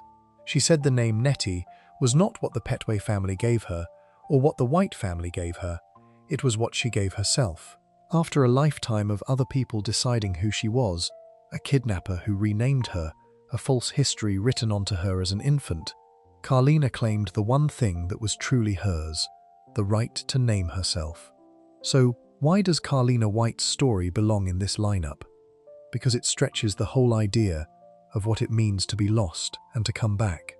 The other girls were taken with a self intact. They knew who they were, even when their captors tried to erase it. Carlina was taken before she had a self at all, and a false one was built on top of her.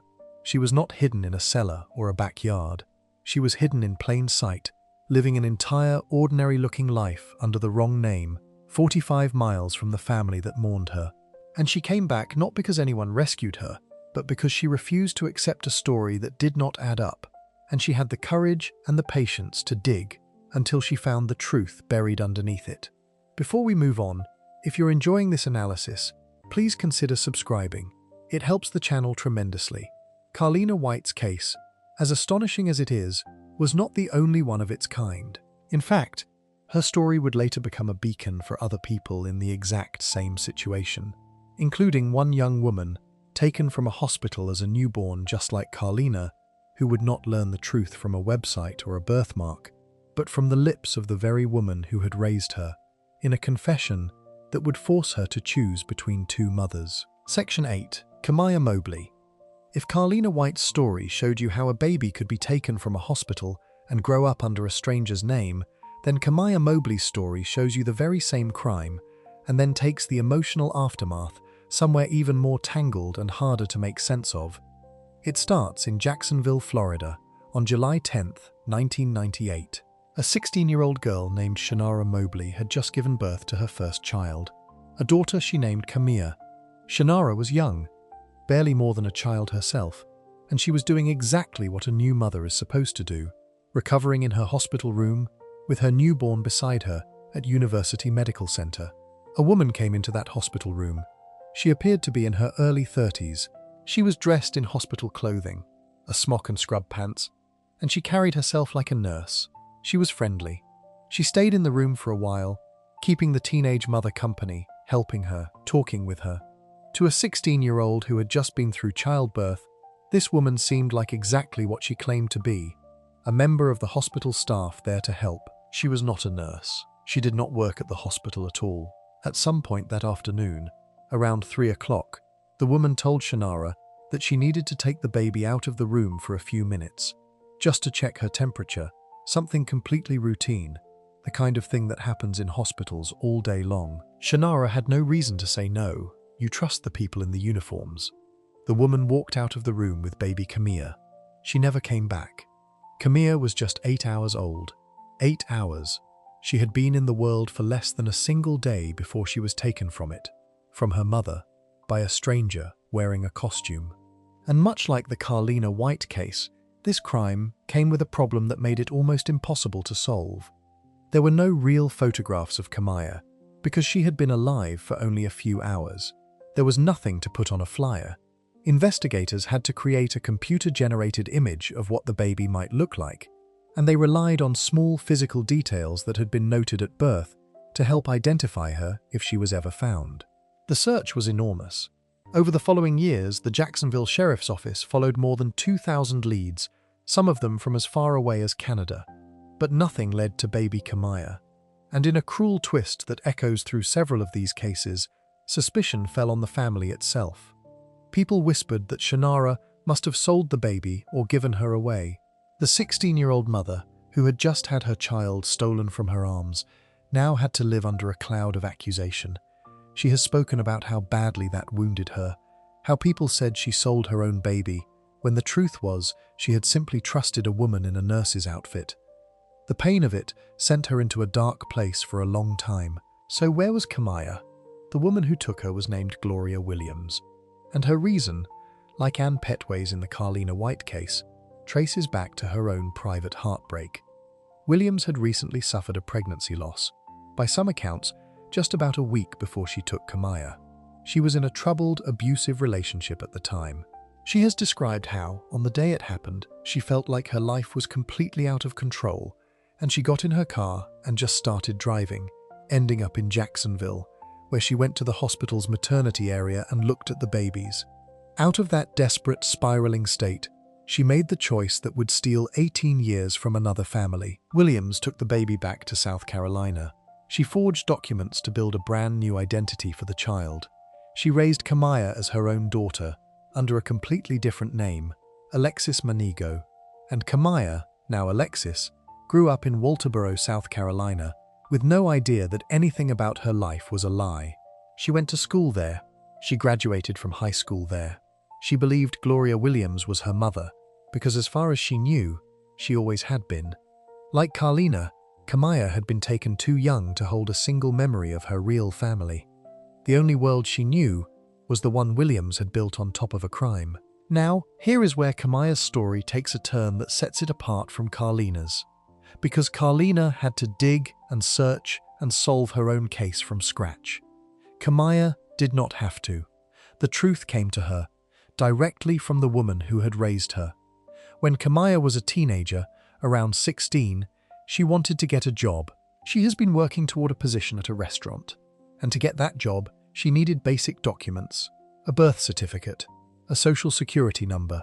The same paperwork problem that started to unravel Carlina White's false life now appeared in Kamaya's. Williams could not simply hand over legitimate documents because none of it was real. And at that point, faced with her daughter needing the kind of proof of identity that did not truly exist, Gloria Williams made a choice. She told Kamaya the truth. She told the 16-year-old that she was not her biological daughter. She told her, in her own words later recounted in court, that she had taken her a long time ago. She admitted that Kamaya had been kidnapped as a baby. Imagine being 16 years old and hearing that from the person you have called mum your entire life. Everything you thought was true about who you are, where you come from, who your family is, all of it, undone in a single conversation. And then imagine what Kamaya did with that information, because it is one of the most emotionally complicated things in this entire video. She kept the secret. Even after learning that she had been taken as a baby, even knowing what Williams had done, Kamaya did not immediately turn her in or run to the authorities. She did not want to lose the only parent she had ever known. She has made clear over the years that the woman who took her was, in her experience, the mother who raised her, fed her, provided for her, and loved her. Knowing the terrible truth and still loving the person responsible for it, that is a knot that most people, thankfully, will never have to untangle. Kamaya had to live inside it. So how did the case finally break open? It came through the same kind of organization that helped Carlina White. In January of 2017, the National Center for Missing and Exploited Children received tips about Williams and Kamaya. Those tips were passed along to the Jacksonville Sheriff's Office, and investigators followed the trail to Walterboro, South Carolina. There, they were able to match the birthday of the long-missing baby to a young woman living under a different name, with documents that did not hold up. DNA testing confirmed it. The young woman known as Alexis Manigo was Kamaya Mobley, the newborn who had vanished from a Jacksonville hospital more than 18 years earlier. On January 13, 2017, Gloria Williams was arrested, and Kamaya, now 18 years old, was, for the first time since she was 8 hours old, connected back to her biological family.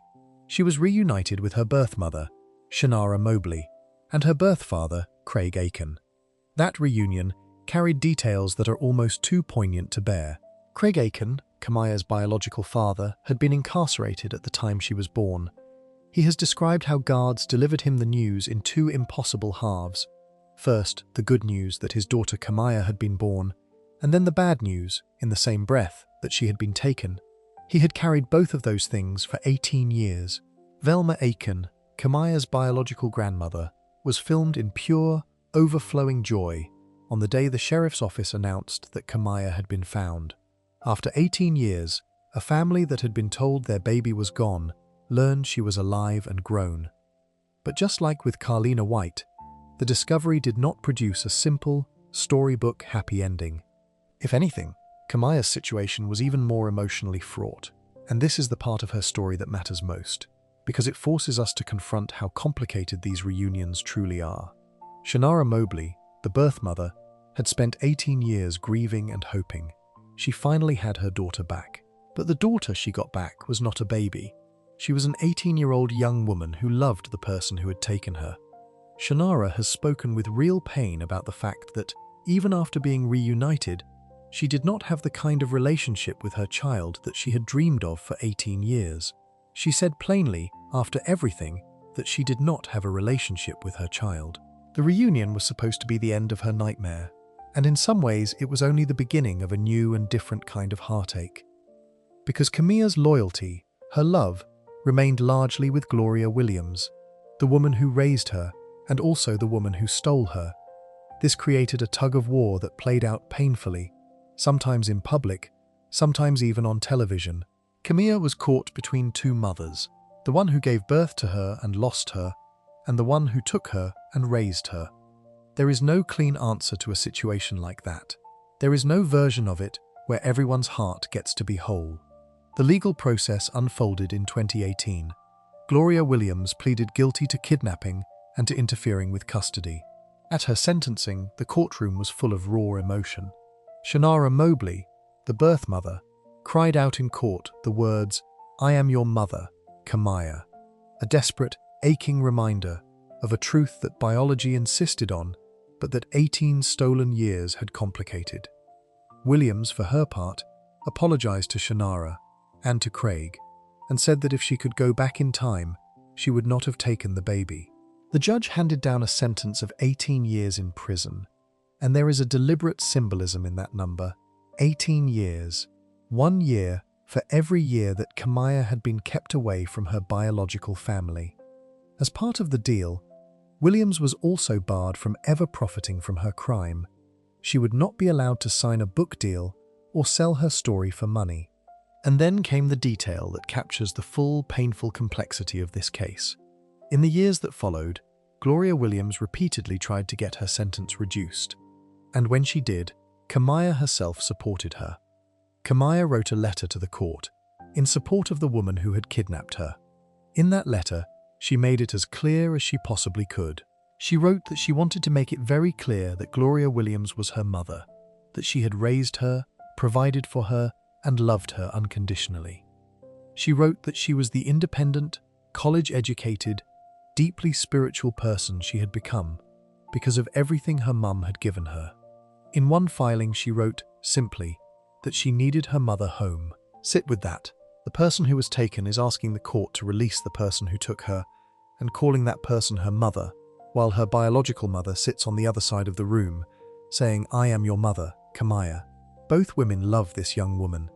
This young woman loves at least one of them in a way that the crime cannot erase. There is no framework, no tidy lesson, that makes all of that fit together neatly. It is just the messy, painful, human reality of what this particular crime did to these particular people. The courts, for what it is worth, did not grant the reductions. Williams's requests to cut her sentence were denied, and she remained set to serve her time. Camilla's biological father, Craig, made his own position clear, that he would do whatever he could to keep Williams in prison, no matter how many times she tried to get out. So even the two biological parents and the daughter did not all see it the same way. The family was fractured, along lines that the kidnapping itself had drawn 18 years earlier. So why does Camilla Mobley's story matter so much, especially placed right after Carlina White's? Because together, the two of them reveal something that the captivity cases could not. When a person is taken old enough to remember who they are, coming home means returning to a self they never stopped being. But when a baby is taken before memory even begins, coming home is not a return at all. It is a collision between two completely different lives, two different families, two different versions of who you are. Carlina handled that collision one way, choosing to name herself and keep some distance. Camilla handled it another way, holding tight to the mother who raised her even after learning the truth. Neither of them is wrong. There is no right way to survive something that should never have happened to you in the first place. And it raises a question that lingers under both of their stories. What do we even mean when we say someone came back? Camilla was found and reunited, and the crime was solved, and yet her birth mother says she still does not have her daughter. Coming back, it turns out, is not always the same as coming home. Before we move on, if you're enjoying this analysis, please consider subscribing. It helps the channel tremendously. We have now traveled through a hospital in Harlem and a hospital in Jacksonville, through cellars and backyards and boarded-up houses, across two different countries. But there is one more story left, one that, like Carlina's and Kamaya's, involves a child taken and raised by someone who was not who they claimed to be, hidden away for around a decade, just streets away from the family that never stopped searching. Section 9. Tanya Catch. The cases of Carlina White and Kamia Mobley were about babies taken before they could remember anything, raised under false names by people pretending to be their mothers. Tanya Catch's story has something in common with that idea of a hidden life lived under a lie. But it is also its own very different kind of nightmare. Because Tanya was not an infant, she was 14, old enough to know exactly who she was and where she came from. And she was hidden away not states apart, but about 2 miles from her own father's house, close enough that, on a clear day, you could practically walk it. For 10 years, she was that close, and no one knew. To understand how this happened, you have to understand where Tanya was in her life in early 1996. Because predators do not pick their targets at random. They look for someone who is hurting, and then they offer to be the answer. Tanya was born in 1981. By the time she was in middle school, her family had come apart. Her parents had divorced, and she ended up living in McKeesport, Pennsylvania, with her father Jerry and his girlfriend. Tanya did not get along with her father's girlfriend. She felt neglected, unwanted, like nobody at home actually cared about her. School was no refuge either. She was shy, she was being bullied, and she often skipped class just to avoid the kids who tormented her. She was acting out. She had run away from home before, though every time she came back within a day. She was, in other words, a deeply unhappy 14-year-old who felt like there was no one in her corner, a lonely kid practically wearing a sign. And someone noticed that sign. His name was Thomas Hose.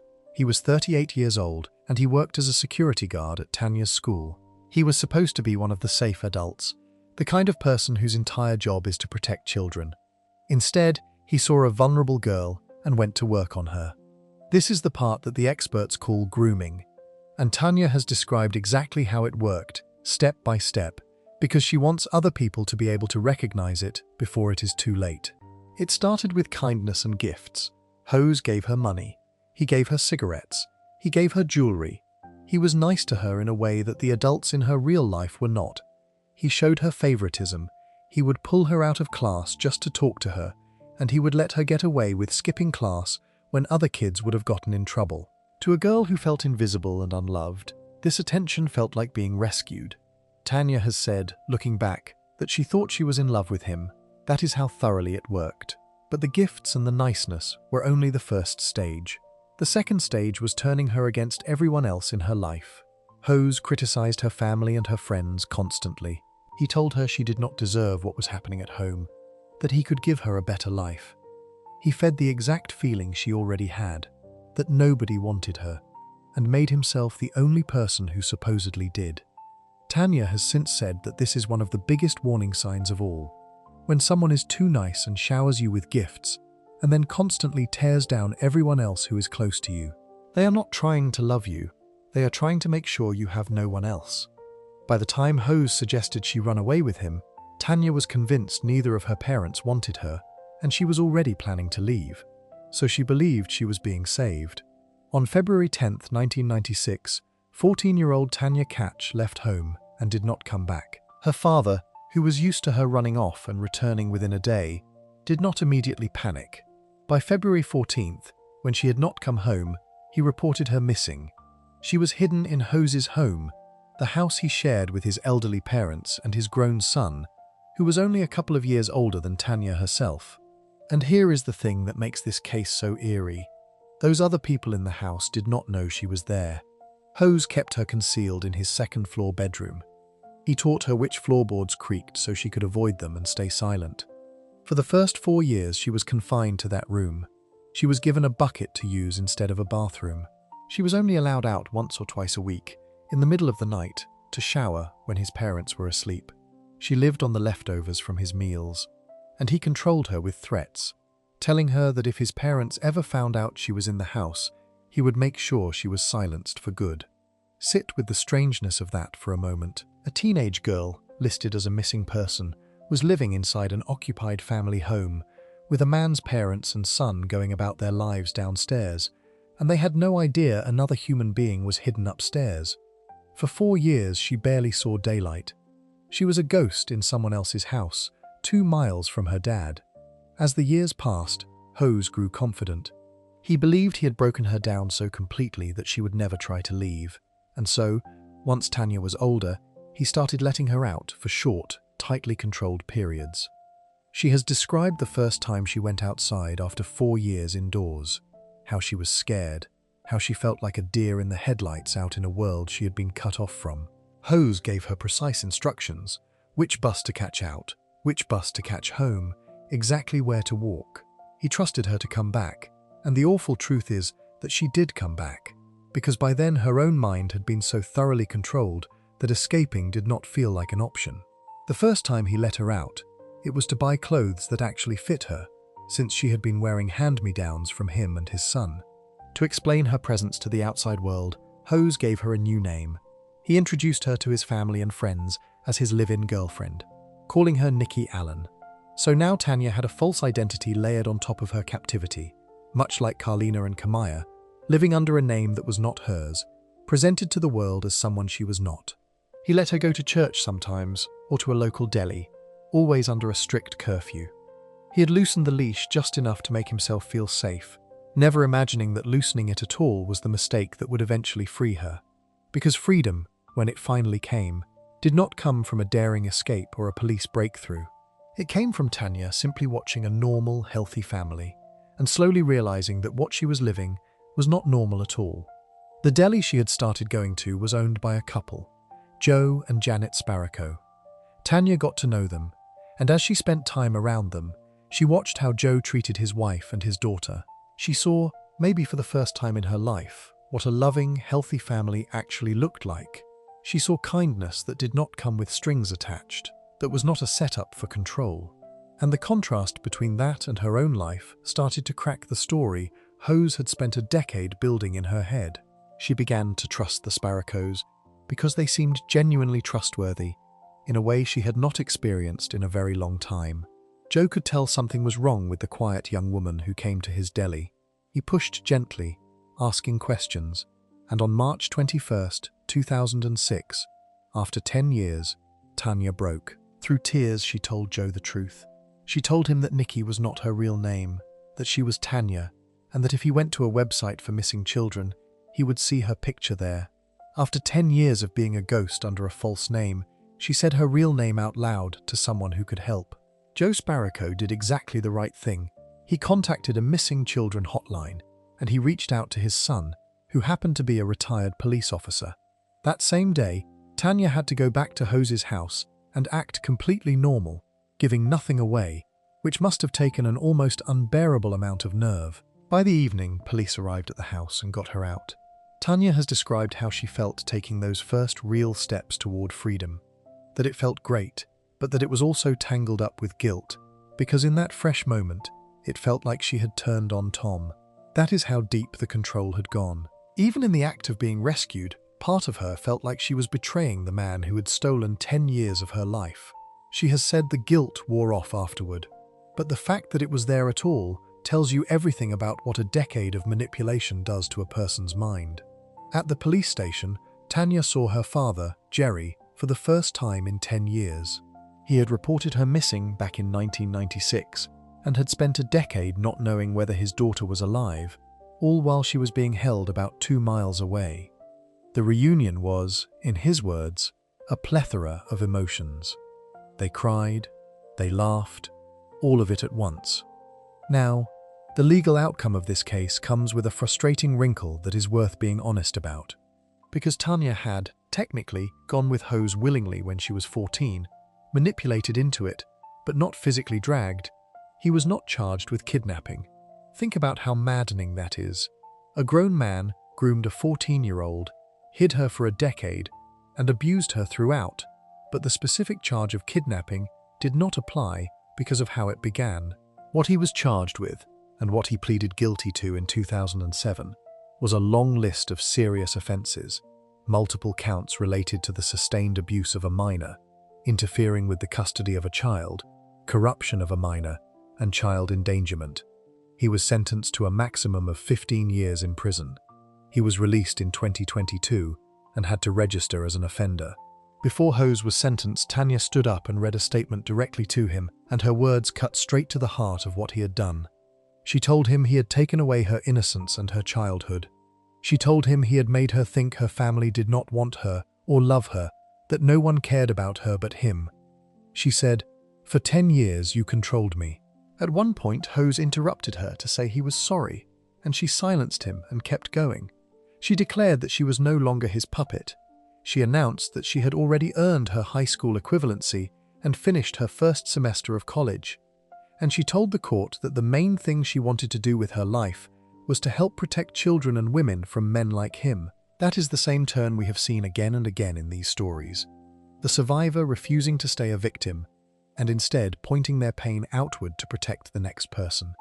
Tanya's recovery was not simple, and she has been refreshingly honest about that too.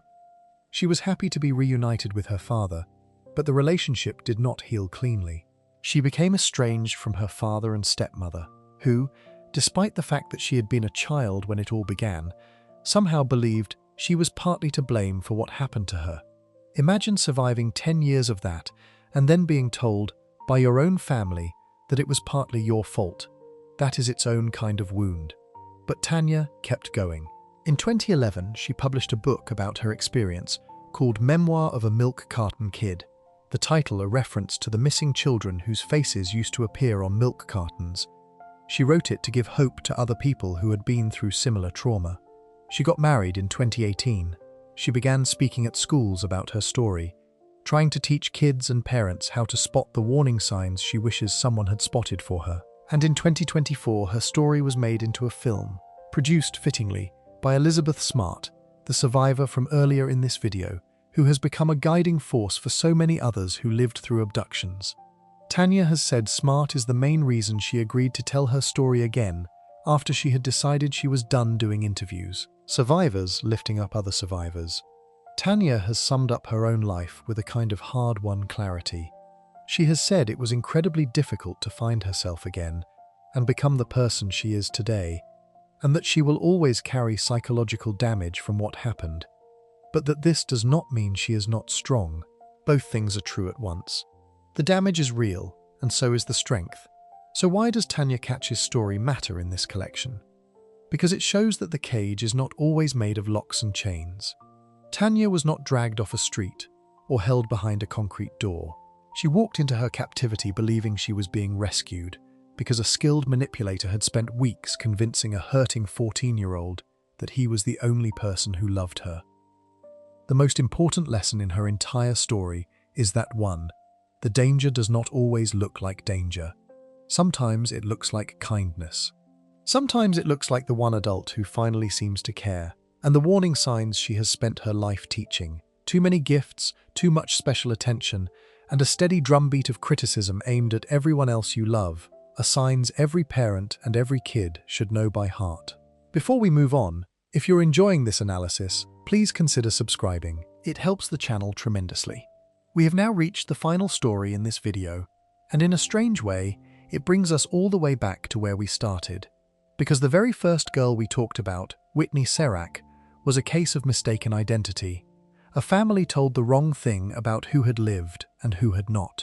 The last girl's story turns on identity too, but from the opposite direction. Hers is a case where a girl who vanished as a baby, just like Carlina and Kamaya, was raised under a stranger's name.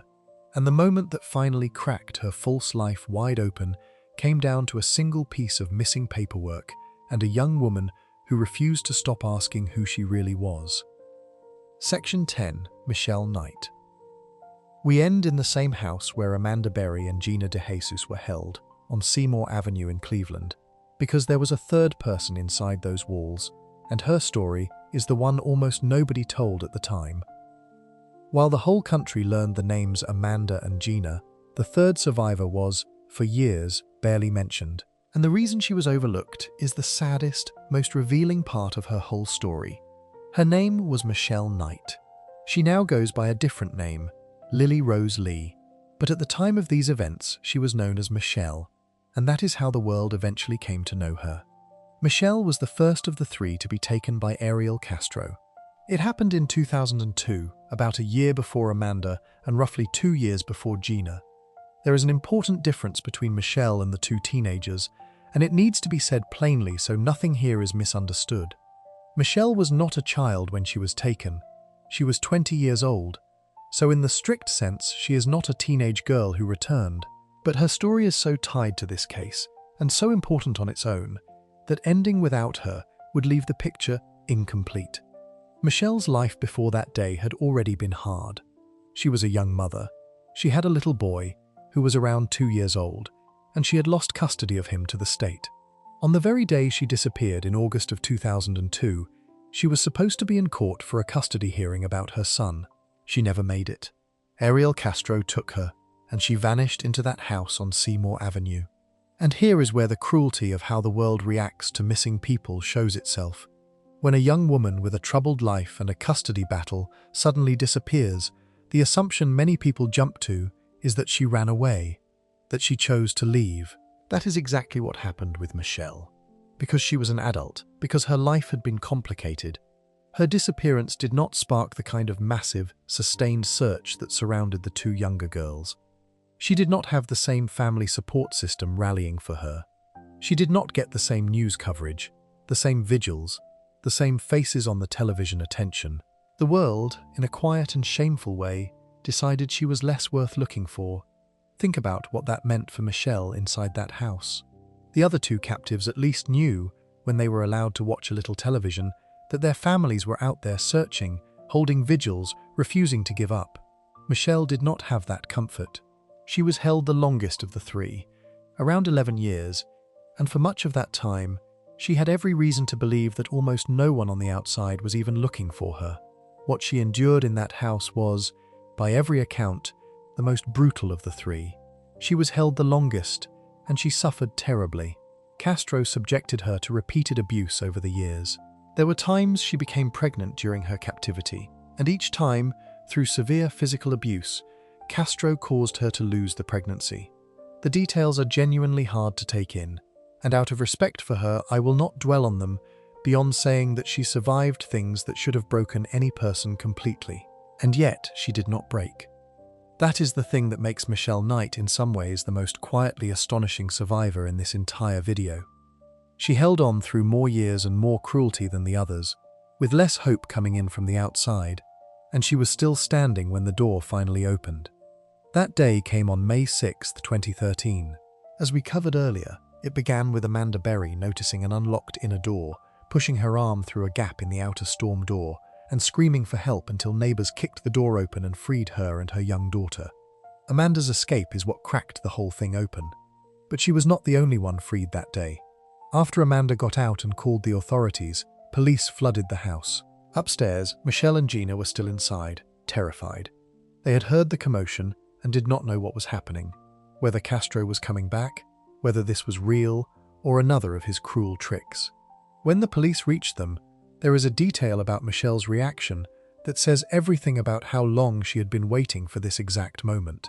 According to what the survivors have described, when the police announced themselves, Michelle was the one who threw the door open and ran out and hugged them. After roughly 11 years, the woman the world had barely bothered to look for did not hesitate. She ran straight into freedom. 3 women, and a child born in captivity, walked out of that house alive that day. The man who held them, Ariel Castro, was arrested the same day. He later pleaded guilty to hundreds of criminal counts and was sentenced to life in prison plus 1,000 years, with no possibility of ever getting out. About a month into that sentence, he took his own life in his cell.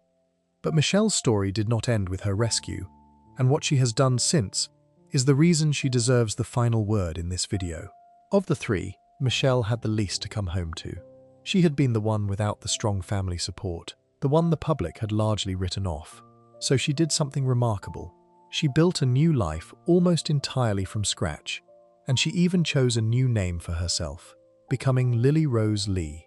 That act of renaming herself echoes Carlina White, who insisted on choosing her own name after a lifetime of other people deciding who she was. For Michelle, becoming Lily Rose Lee was a way of declaring that the person who walked out of that house would define herself from there on, rather than be defined forever by what was done to her inside it. She spoke publicly about her experience, and her words about finally being heard carry extra weight when you remember how thoroughly she had been ignored. After years of being the captive nobody searched for, after a lifetime of feeling overlooked, she said that finally being heard was liberating. She wrote about her ordeal and her survival. She has worked to turn the worst thing imaginable into something that might help other people who feel forgotten, which is, in a sense, exactly what she once was. So why end the whole video here with Michelle Knight? Because her story holds the lesson that ties all 10 of these together, and it is a hard one. The world does not search equally for everyone. The young, the photogenic, the kids from stable homes with big family support. They get the vigils and the headlines and the 2,000 volunteers. The ones who are older or poorer, or whose lives are messy, or who are assumed to have simply run away, they too often get a shrug. Michelle was in the same house, suffering the worst of it for the longest time, and for 11 years she got a fraction of the attention the others received. The only thing that saved her was that she happened to be locked in the same house as someone the world had not given up on. That should sit uncomfortably with all of us, because every single person in this video, the ones who were searched for and the ones who were not, turned out to be a whole human being with a family, a future, and a will to survive that outlasted everything done to them. Whitney Serac was alive while her family buried someone else. Jamie Kloss walked out of the woods in shoes that did not fit. Elizabeth Smart held on to a reason to live. JC Dugard came home after 18 years. Natasha Kampusch kept a promise she made to herself in the dark. Amanda Berry and Gina De Jesus and Michelle Knight survived a decade in one house. Carlina White and Kamaya Mobley grew up under stolen names and found their way back to the truth. Every one of them was, at some point, given up on, counted among the lost, treated by someone as already gone. And every one of them came back and proved that being missing is not the same as being gone, that a person can be written off by the world and still be alive, still be fighting, still be waiting for the one moment, the one open door, the one stranger willing to help. That is the thread running through all 10 of these stories.